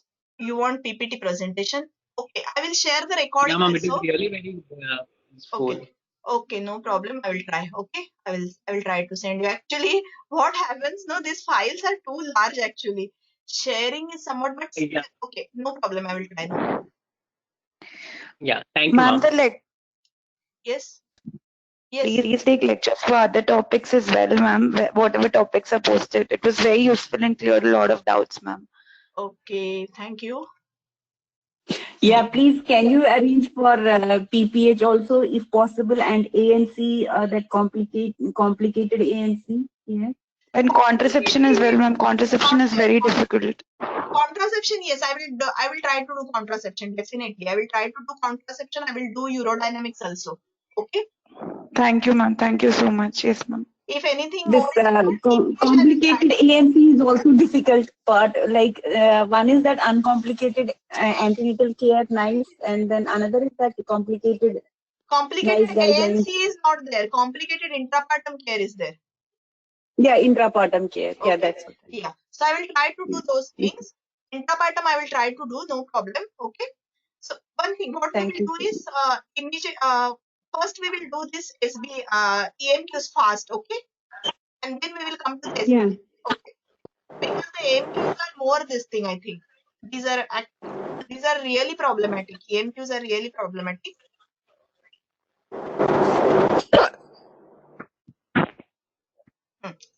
So can you see the screen now?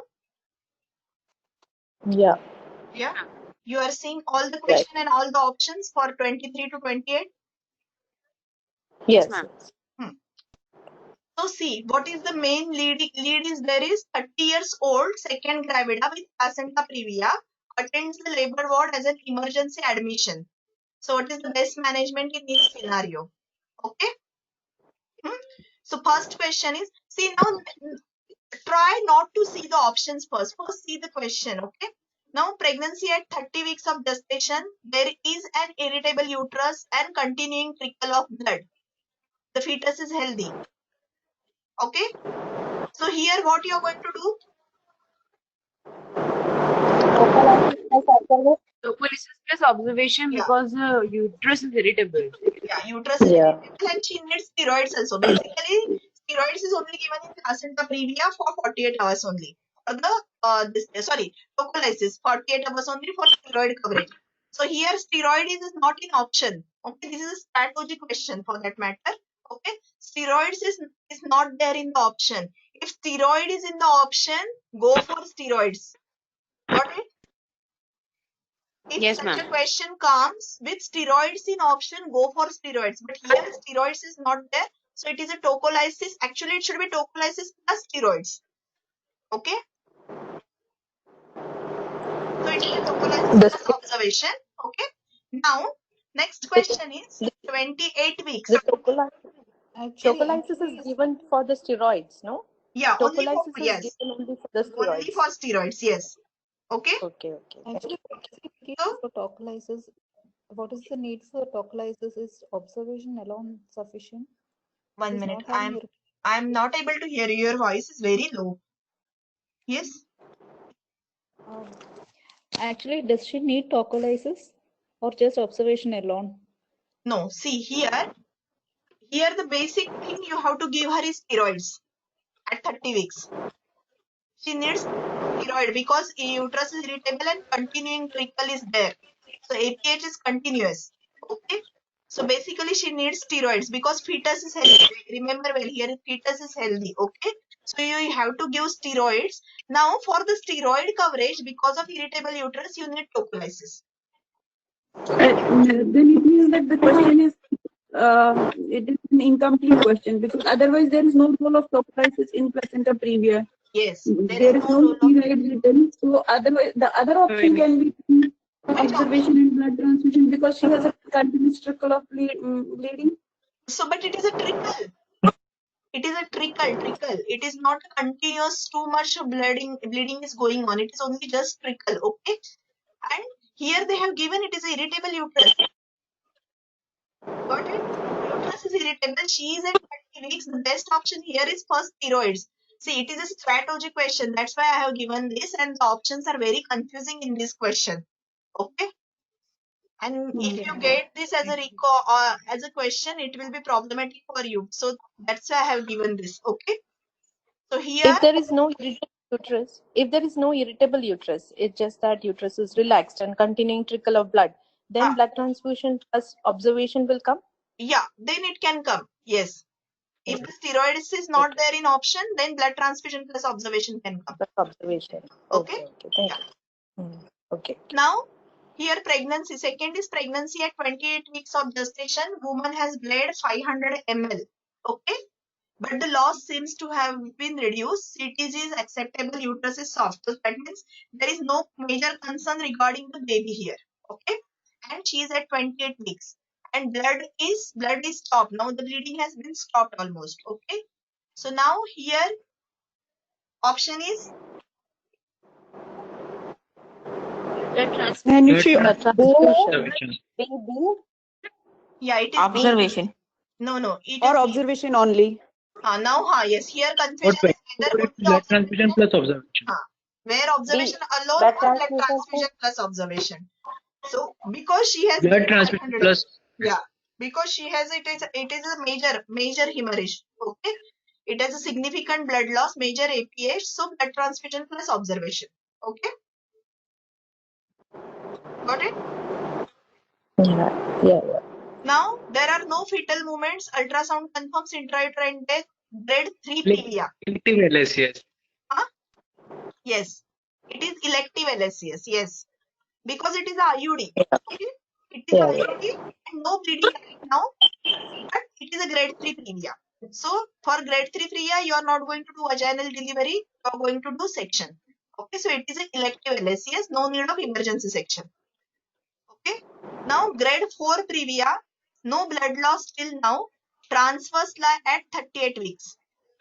And woman admitted due to decreased fetal movement, CTG is normal. 38 weeks, transverse lie, grade 4 previa. What? Immediate LS. Immediate LSCS. Immediate LSCS. Yeah, it is not immediate LSCS. Now there is no blood loss, CTG is normal. Okay? Elective LSCS. Elective LSCS. Because you have to get everything ready. It is a grade 4 previa. She is at a risk of massive PPH afterwards also. Okay? So, better to It will be elective, yes. elective LSCS. Okay? Yes. Now, mild blood loss, cephalic presentation, pregnancy at 36 weeks of gestation, previa is grade 1. Observation. Induction of labor. Hello? Yes. Transverse lie. Induction of labor. Observation. Transverse lie term is in lower segment, not classical. Before 28 weeks classical. Okay? Yes.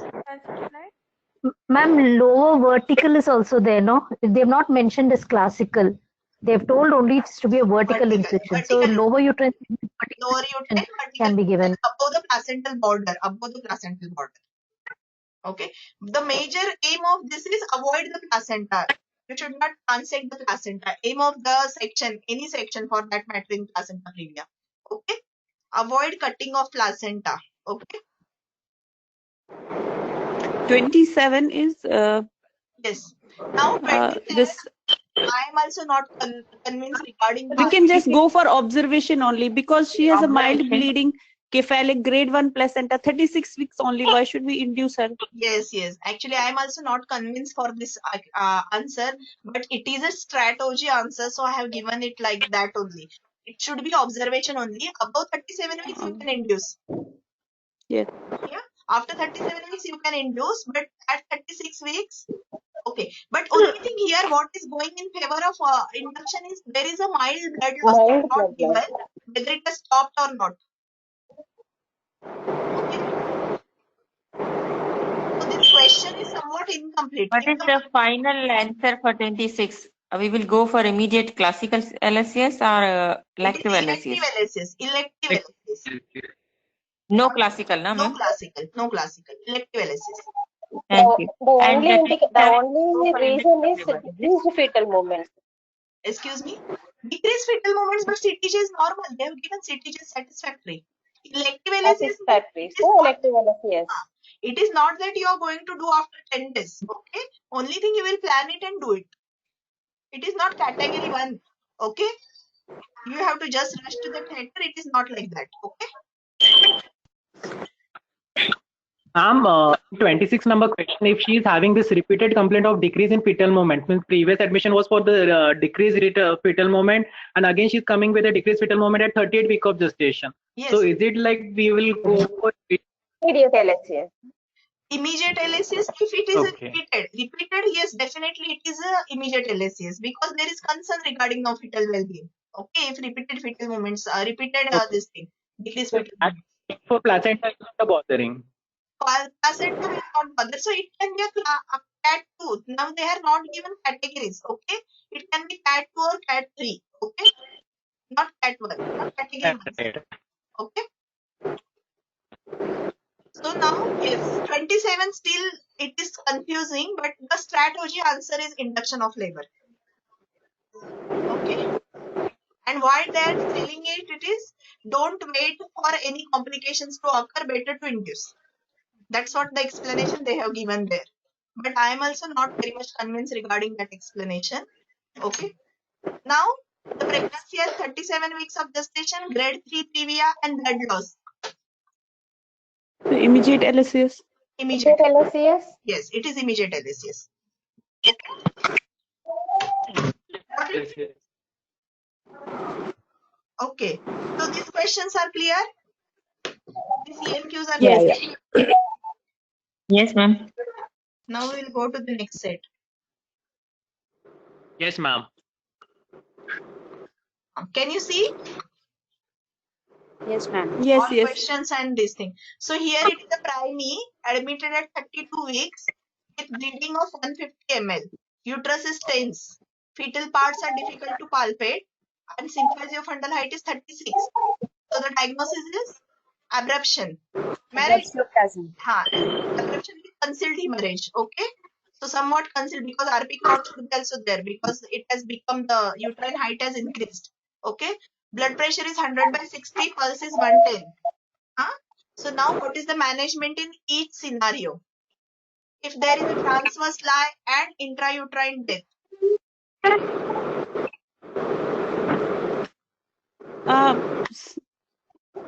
Transverse lie and intrauterine death should go for the immediate cesarean section. Resuscitate mother and perform. Resuscitate and perform. Resuscitate and perform CS. Perform CS. Yes, it is J. Why, Resuscitate and perform CS. Yes. Yes. Yes. Okay. Now labor is established. Fetus is alive and CTG is acceptable. B. ARM plus Labor is established. ARM plus oxytocin. B. ARM. Now The that's ARM what plus I oxytocin. explained here. There that see whenever the this thing see here the fundus height, that is uterine height, is increased, there is concealed hemorrhage. Okay, and it is a severe. It's looking like severe abruption. Pulse is like she is already some maternal compromise is there started. Okay. Yes, this is concealed hemorrhage and yeah. So for all these scenarios, resuscitation should be the first measure, right? Yeah, resuscitation, but it is concurrent resuscitation. It is not the first resuscitation and then do management. In all abruption, it is a concurrent resuscitation. Okay. Not so here in established labor with CTG as acceptable, reassuring CTG, so we should go for resuscitation of mother and conservative management. Why conservative? No. Because it is such a high severe abruption. Because she is already in. She is already in labor, so we will deliver. We will opt for vaginal delivery. Now here what the option they have given answer is immediate CS, and now what the answer they have given is you will prepare that patient for immediate CS because there is a severe abruption. Severe abruption. There is severe abruption. Okay. Deliver in between time, okay.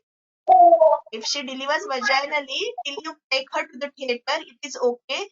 But first thing is prepare her for immediate CS. Okay. Because there are chances that you will get the fetus alive now if you perform immediate section, because here the abruption is severe. See the clinical scenario, 32 weeks gestation, sympathia fundal height is 36, so that means the RP clot is there inside. Fetal parts are difficult, uterus is tense, very tense. Okay.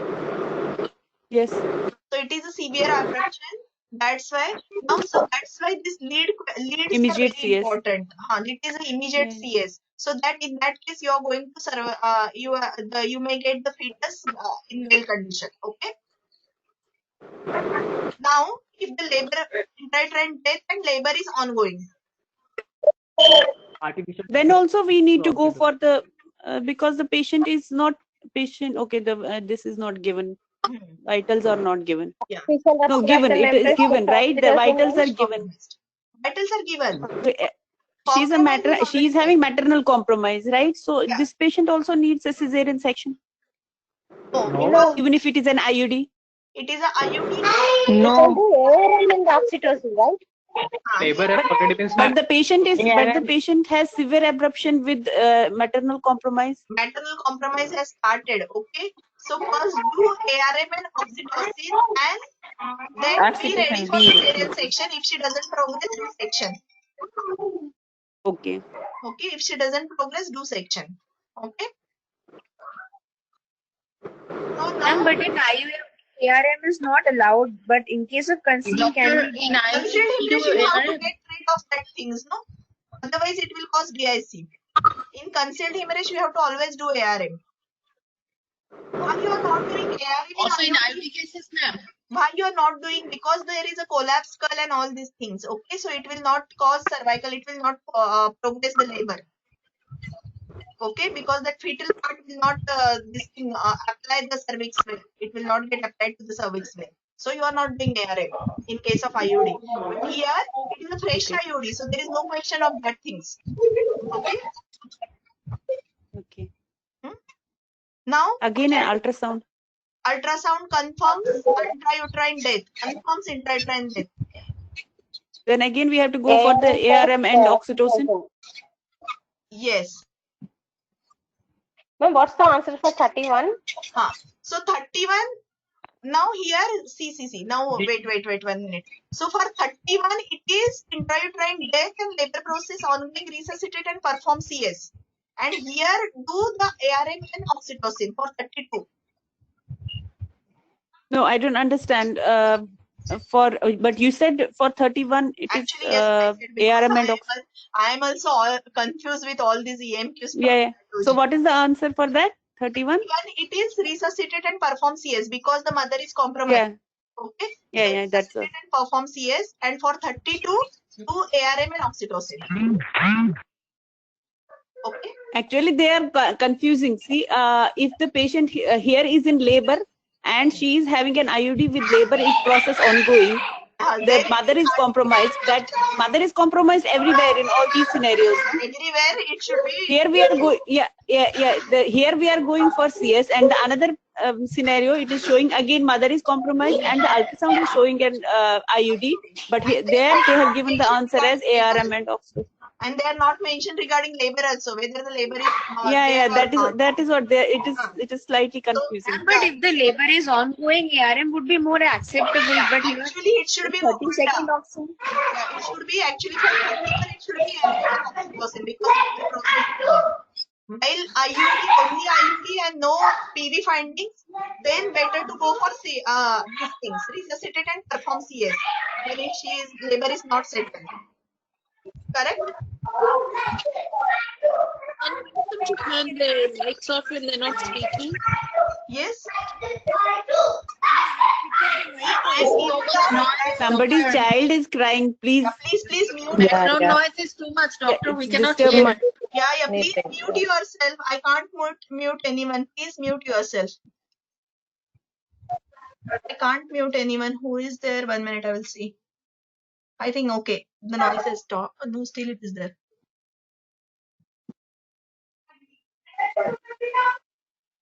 Wait, I'm not able to see anyone's mic, so I don't know whose mic has been on. Please mute yourself, okay? And doctor talking is coming on. Now okay? Now is it okay? I think it is gone. Yeah?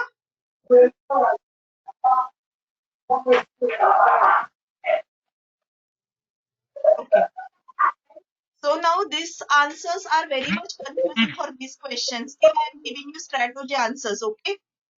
I am also not very much convinced regarding these answers for that matter. Excuse me, madam. Madam? Yes? Whatever is the answer, we have to stick to the strategy answers only. Yeah, because we have to irrespective of our reasoning. Yeah, we have to stick to the strategy answers because it is strategy question. No? So they have always verified and given the answers. So for strategy questions, stick to the answers. Okay? Okay, ma'am. Yeah. So now this is question 33, normal CTG of fetal heart. So in that case, again do immediate CS. When there immediate cesarean section. Yeah. So because there are chances that you will get the fetus alive. Okay. Now question 34, it is straight forward. Fetal heart cannot be heard with stethoscope or CTG. Do ultrasound. Go for ultrasound. Yeah. Now fetal heart is hard at 80, no? Immediate CG. Yeah, immediate section. Okay. Immediate LS. Yeah. Hello, ma'am. Yes. Question number 32. What finally we decided? 32 answer is, it is B. ARM and oxytocin. It is strategy answers. I can't do anything. Okay. Okay. So B. Thank you. Thank you.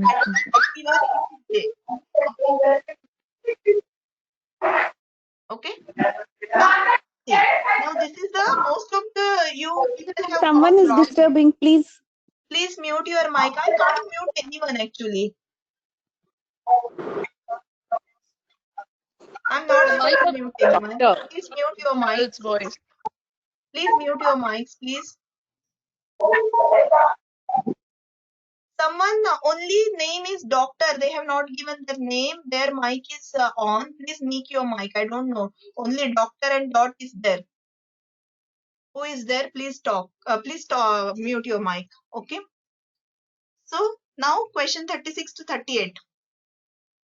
Here is a question. First question is 32 years old woman, detailed anomaly scan at 20 weeks. Placenta is situated posteriorly and it is suspected that placental edge covers the internal os. Transvaginals. Yeah. TVS. It is TVS. Okay.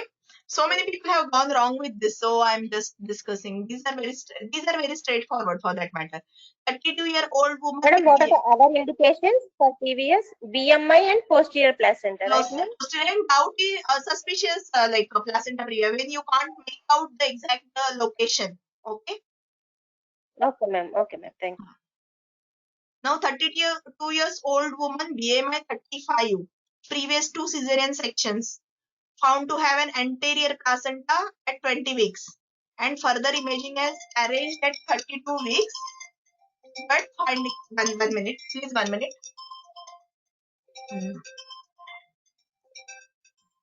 Hello, sir.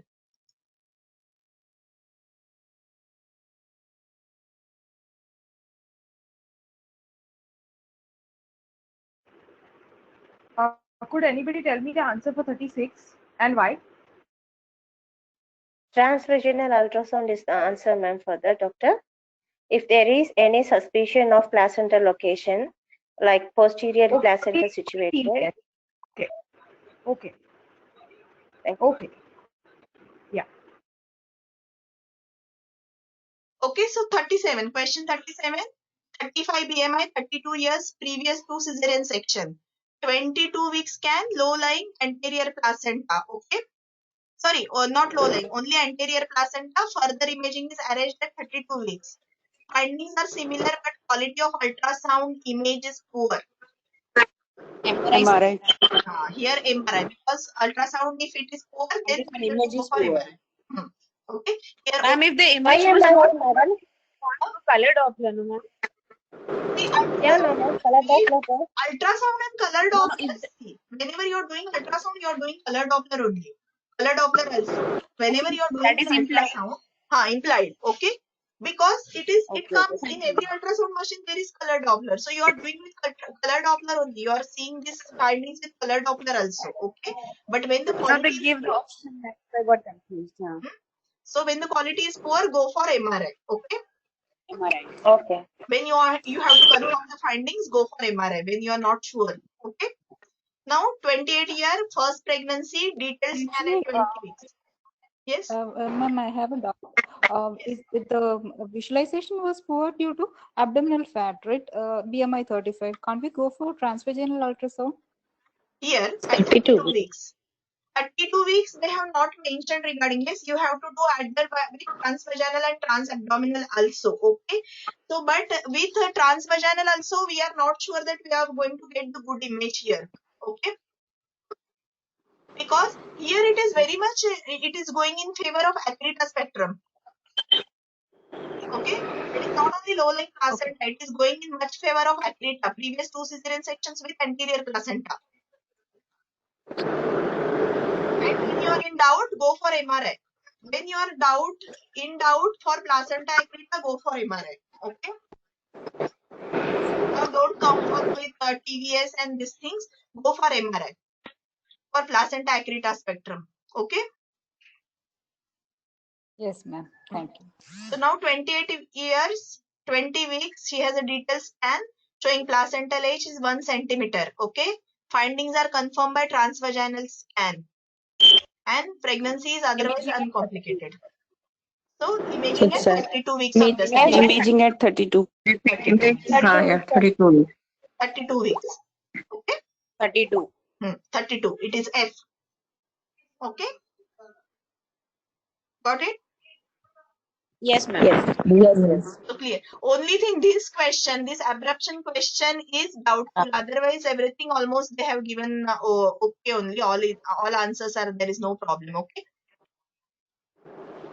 Now we will just go one by one in the SBS. 1 minute.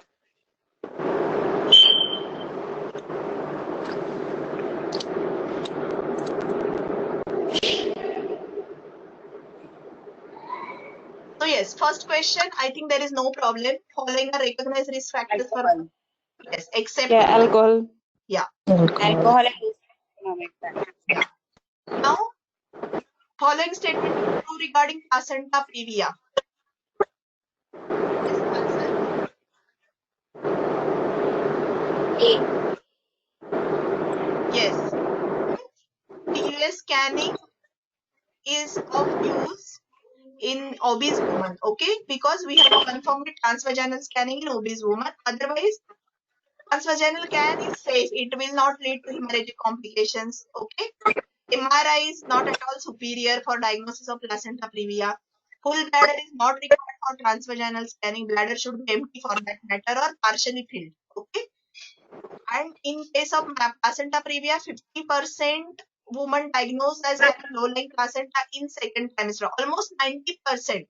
90% will resolve. Okay, in second trimester, 90% will resolve to anterior.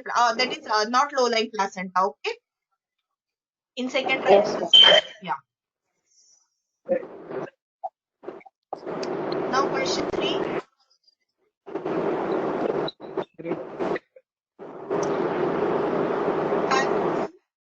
Induction of post-date induction at 41 4 weeks. Okay. First is normal delivery. Second is then cesarean section. Okay.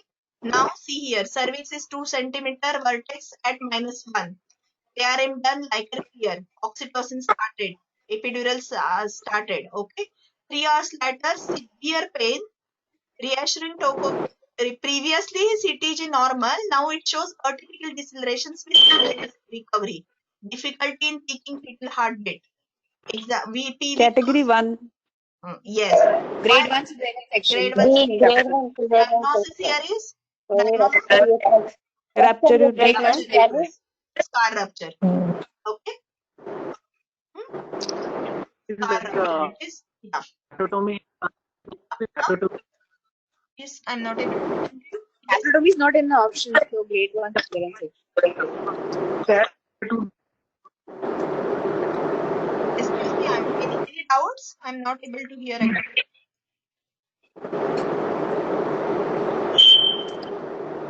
So question 4. Can you see question 4? Painless bleeding. 39 years old, primary, 31 weeks 6 days. First episode of bleeding. Blood has soaked her clothes and run down her legs. Okay, filled 2 sanitary towels. Bleeding seems to be settled. 28 week scanning, placenta covering the os. She has another appointment in 4 days' time. C, no? C. Is it C? C. Cross match. Steroids, observation and bleeding, admit and steroids. So it is the answer of the previous question. If the steroids is there, first go for steroids. Don't go for prophylaxis. Okay? Yeah. Whenever there is steroids in option, go for steroids. Okay? Yeah. Yes, ma'am. Now question 5. 28 years primary, heavy bleeding at 32 weeks, blood loss 2 liters, massive abruption, no fetal heart, immediate blood transfusion started. 10 cryo. FFP cryo. FFP cryo, yes. So it is a 4 FFP. 10 cryo. Yeah. 4 and 10 cryo. Yes. Now question 6. 37 years, small APH and tightening at 34 weeks. Ultrasound, low-lying placenta, CTG normal.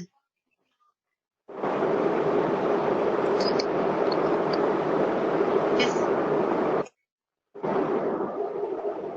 Here again, Steroids. First Offer option. steroids. Yes, when they Offer put steroids. steroids, go for steroids. No, don't go for tuberculosis.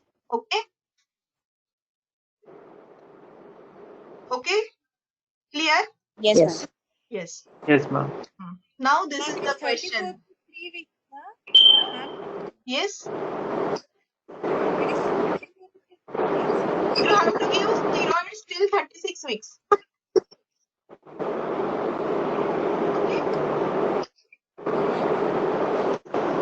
Now question 7. Whose, yes, Preeti, please mute yourself. 1 in 300. 1 in 300. It is 1 in 300. yes, 1 in 300. It is according to old guideline. Okay? 1 in 250 now, ma'am. No, it is not given in guideline. Where it is given? Can you give me the reference? I tried to search for this thing. Strategy, ma'am. In e-learning, it is there. In strategy, it is 1 in 250. But strategy also, they have not Yes, this madam. thing. They have not updated. No, madam. It is And updated. the e-learning I have seen, madam. Yeah, e-learning only. 3-4 days back I have seen, madam. Okay. But it is like whether it is updated strategy, because strategy are also old. Okay? Yeah, madam. Okay. It is mentioned as 1 in 250. Okay. Okay, but now here it is not an option. So when it is in 250 and 300, go for 250. It does such things. Okay. Yes. So now question 8. Unexplained hemorrhage complications is fetal growth restriction, right? Actually, the answer was oligohydramnion. Oligohydramnion. Fetal growth. OR for oligohydramnion. Unexplained causes fetal growth. In APH guideline, OR for oligohydramnios is more in complications. Odds ratio for oligohydramnios is more than that for fetal growth restriction. Okay? Okay, so we'll take first as oligo. Right? Oligo, yeah. If oligo is not an option, ma'am, then it's FGR. Fetal growth. Then FGR, yes. Thank you. Yeah. Now, 9th is the, yes.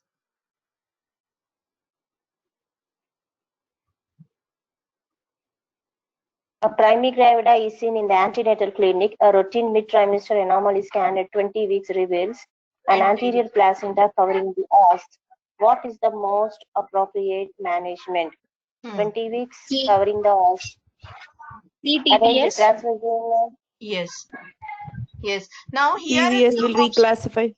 here the option is C. But if you get option, yeah. Now if you get option of 32 week scanning, go for 32 week scanning. Okay? Because it is not always necessary to confirm with TVS. When it is properly showing 20 week scan, anterior placenta covering the os, okay, then go for 32 weeks if it is option. Now it is not in the option, so transvaginal scan. Okay? Okay, ma'am. Okay. Yes. Question number 10. Question 10. A gravid pre-parenthood. Yes. Anterior placenta reaching os at 20 weeks. Previous 2 sections. What further investigations? Ultrasound at 32 weeks. Is it TVS at 32 or color Doppler TVS at 32 weeks. Color Doppler. Color Doppler. It is going in favor of Accreta. Yeah, it is going in favor of Accreta, so it is color Doppler because previous 2 section it is anterior placenta previa. Okay, actually she should be immediately said. Actually, if there is no history of previous section, then TVS at 32 weeks. Okay. Okay. But now actually in this the option should be she should be immediately sent to the referral for imaging, specialized imaging center. Specialist imaging, yeah. You should not wait till 32 weeks for that matter in her case. Okay. Immediately, ma'am. No, but there is no suspicion. Only the placenta previa is there. Previous cesarean is there. Anterior There is history of 2 cesarean sections. But ultrasound is not suspicious of Accreta. Yes. Right? Accreta, it is not suspicious of Accreta. Yes. Then yes. Okay. Then it is a colored flow Doppler at 32 weeks to rule out any Accreta spectrum. Now, question 11, primary low risk pregnancy 30 weeks with APH. Diagnosis of abruption is made, it is settled, okay, and she is discharged home. Now, as I told you, it is classified as high risk and consultant-led care with this thing, serial ultrasounds. Serial scans. Serial scan, consultant-led care and high risk, okay. Now, what is the method of diagnosing? This ultrasound is not there with serial ultrasound scan? Yes, it is E. E1. E. Yeah. Okay. Yes, answer is E. Question 12. Usual method of diagnosis abruption is clinical only. Okay, it is Transabdominal. No. Abruption. No rule of ultrasound in abruption. It is clinical diagnosis. Clinical diagnosis, sorry. Okay. Okay, it is Abruption. clinical. Okay, ma'am. Okay. Now question 13. 32 weeks. 32 weeks. There is no 32 weeks. Yeah. Now here next is question 14. The answer given in the book is different, but I think it should be C. Okay. Woman attends the antenatal clinic following a scan at 36 weeks of gestation in her fourth pregnancy, which identifies an anterior placenta previa. She had 3 previous C-sections. What is the risk of Accreta? 40%, ma'am. Yeah, it is 40%, but the answer given in book is 61%, but it is not correct. Previous 1 section 3, 2 section 11, 3 sections 40. Okay. 40%. Now question 15 also is very straightforward. Shall I read, ma'am? You are continuously reading. No. Yeah. No problem. Read. Okay. A 32-year-old woman who is 36 weeks pregnant comes to the labor ward because of upper abdominal pain and slight vaginal bleeding. Her 2 previous pregnancies ended in cesarean section because of placental abruption.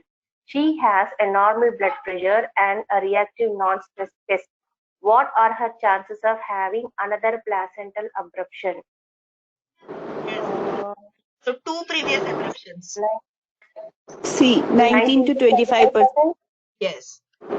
Previous 1 abruption, it will be 1. 4.4. 4.4%. Okay? Yes. Now question 16. Yes. Read it. A 29-year-old pregnant woman has just booked for her antenatal care. Her first pregnancy ended in a cesarean section birth because of placenta previa. What are her risks for a recurrence?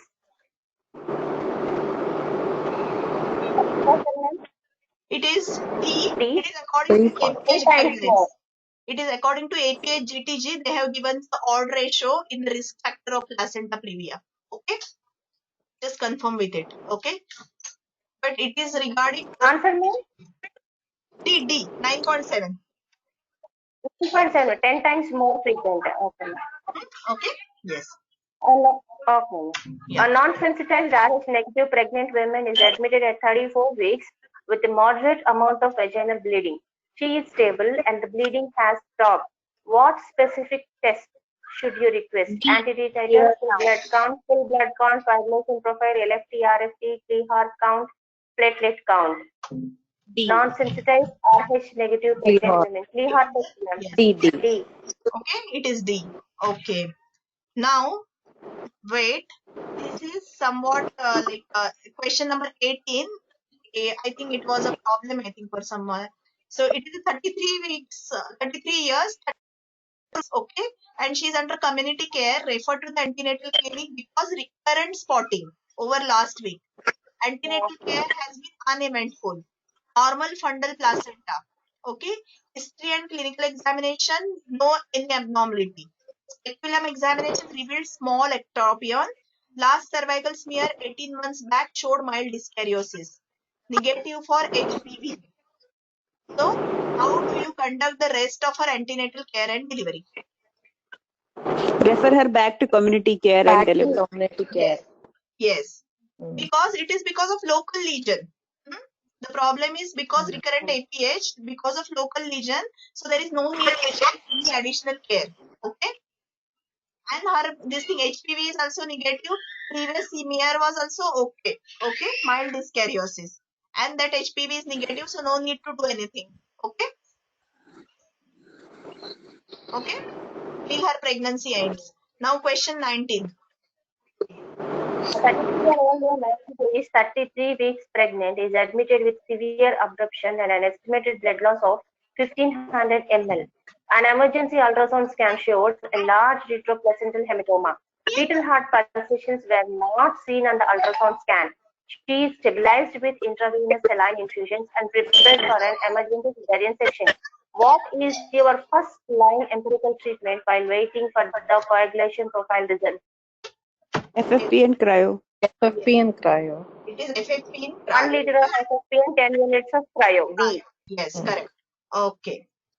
Now question 20. It is also very straightforward question. Yes, You are previous called by the abruption. midwife. Yes. You are called by the midwife to review a woman who presents with constant lower abdominal pain and fresh bleeding at 35 plus 5 weeks of gestation in her second pregnancy. Which of the following risk factors is most predictive of placental abruption? Previous history of placental abruption is the answer. It is D. Yeah. Now question 21. A 34-year-old is being hold up, ma'am. I can't see. Read. No problem. Yeah. A 34-year-old woman is being consented for a cesarean section for placenta previa. She has had a previous cesarean section. What is her chance of emergency hysterectomy? Up to 27 in 1,000 women. 27 in B. 1,000. 27 1,000. 100 or 1000. Yes, just confirm. These are the things, numbers, these difficult to remember. 27%. 27%. In 100 ma'am. It is Ma'am, what is the correct answer? I have to confirm it. I will confirm and I will revert back in the Telegram group. Okay. It is whether it is 27 in 100 or 27 in 1000. 27 in 27 100. in 100. In the consent it is written. Okay. In the consent. Okay. Consent advice it is 27 in 100. No? Okay, then no problem. 100, yeah. Yeah. Okay. Now next 22. A 27-year-old woman presents at 29 plus 4 weeks of gestation with vaginal spotting. An ultrasound report confirms a high anterior placenta. What is high anterior placenta? Okay, high anterior placenta. And when you review here, there is no bleeding. She reports good fetal movements. What is your management plan? Yes. This is the question I was asking, Dr. Mridula. Yes. Why not to reassure and discharge home? That is reassure and discharge home only, no? Answer is. I have written any other answer? No. It is reassure and discharge home. Okay, I thought the answer is something else. Okay, No. fine. Yeah. It is reassure and discharge home. Okay? Because only spotting and no other risk factors. Yes, right. Yes. We have discussed all these things. Okay, it is good. So, from my side, it is over. Any doubts? What is the answer? Thank you so much for your class. It's very informative. Thank you so much. And we forward the video session to us also now. Okay. Yes. Thank you, ma'am.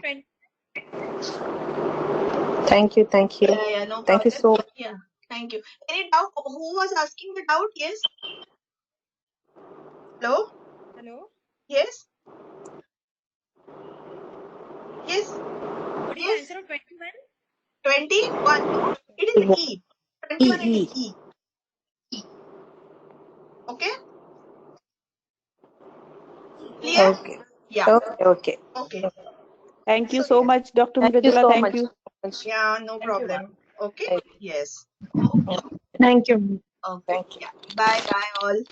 Keep studying. Will you be arranging more lectures? Yeah, definitely. You want one PPH, no? We will see for PPH. I will just, you give me some time. I will see for PPH, okay? Yeah, that will be great. Thank you. Yeah, okay. And will we be able to get recordings just in case you're looking at the time when you're giving a lecture? What? You want to? If you could provide the recording of your lecture for a while, so that just in case we're working at the This time. recording I will provide you, no problem. I'm already recording, so I will provide you this recording. Okay. Last time I forgot actually to record on this. Okay. I will provide this recording. No problem. Okay. Ma'am, hello. Yes. Hello. Yes. Yes, Apurva. Yes, ma'am. Ma'am, incidence of Vasa previa in previous IVF was 1 in 250, right? In Vasa previa, no? In IVF. According to strategy, it is 1 in 250. According to previous GTG, in new GTG, they have not given any incidence. Okay. According to previous GTG, it is 1 in 300. Okay, ma'am. Ma'am, there was this last question, which is question number 20, and I could not really get the answer of that question. 1 minute. Question 20. I remember it being very easy one. Yes, ma'am. Can you just tell me the question 1 minute, because I think it has been gone. I have to open that. Just 1 minute. Can you please just tell me the question? Question number 20. 1 minute. I will have to get back to you, ma'am. 1 minute. 1 minute. 1 minute. I will see. No problem. Wait for 1 minute.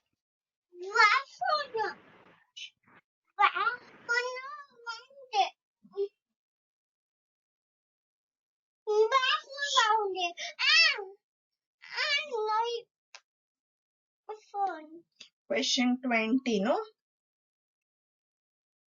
Yes, ma'am. Right. Yeah. It is the previous history of placental abruption.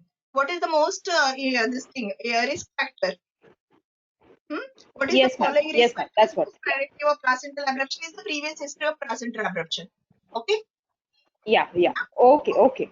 Yeah. Okay, so clear? Thank you, ma'am. Thank you so much, ma'am. Yeah. Yeah, ma'am. Okay. Yes, ma'am. Yeah. Okay. Thank you. So bye, guys. Bye. Thank you. Bye. Hello. Bye. Yes. Just I want to ask you about the answer of question number 8 and 12. 1 minute. Yes. Can you repeat your question, please? Pardon. I want answer question number 8 and 12. Question number 8. 8. Yes. 8. No, 1 minute. Question number 8 answer is oligohydramnios, because odds ratio for oligohydramnios is more than from that of fetal growth restriction.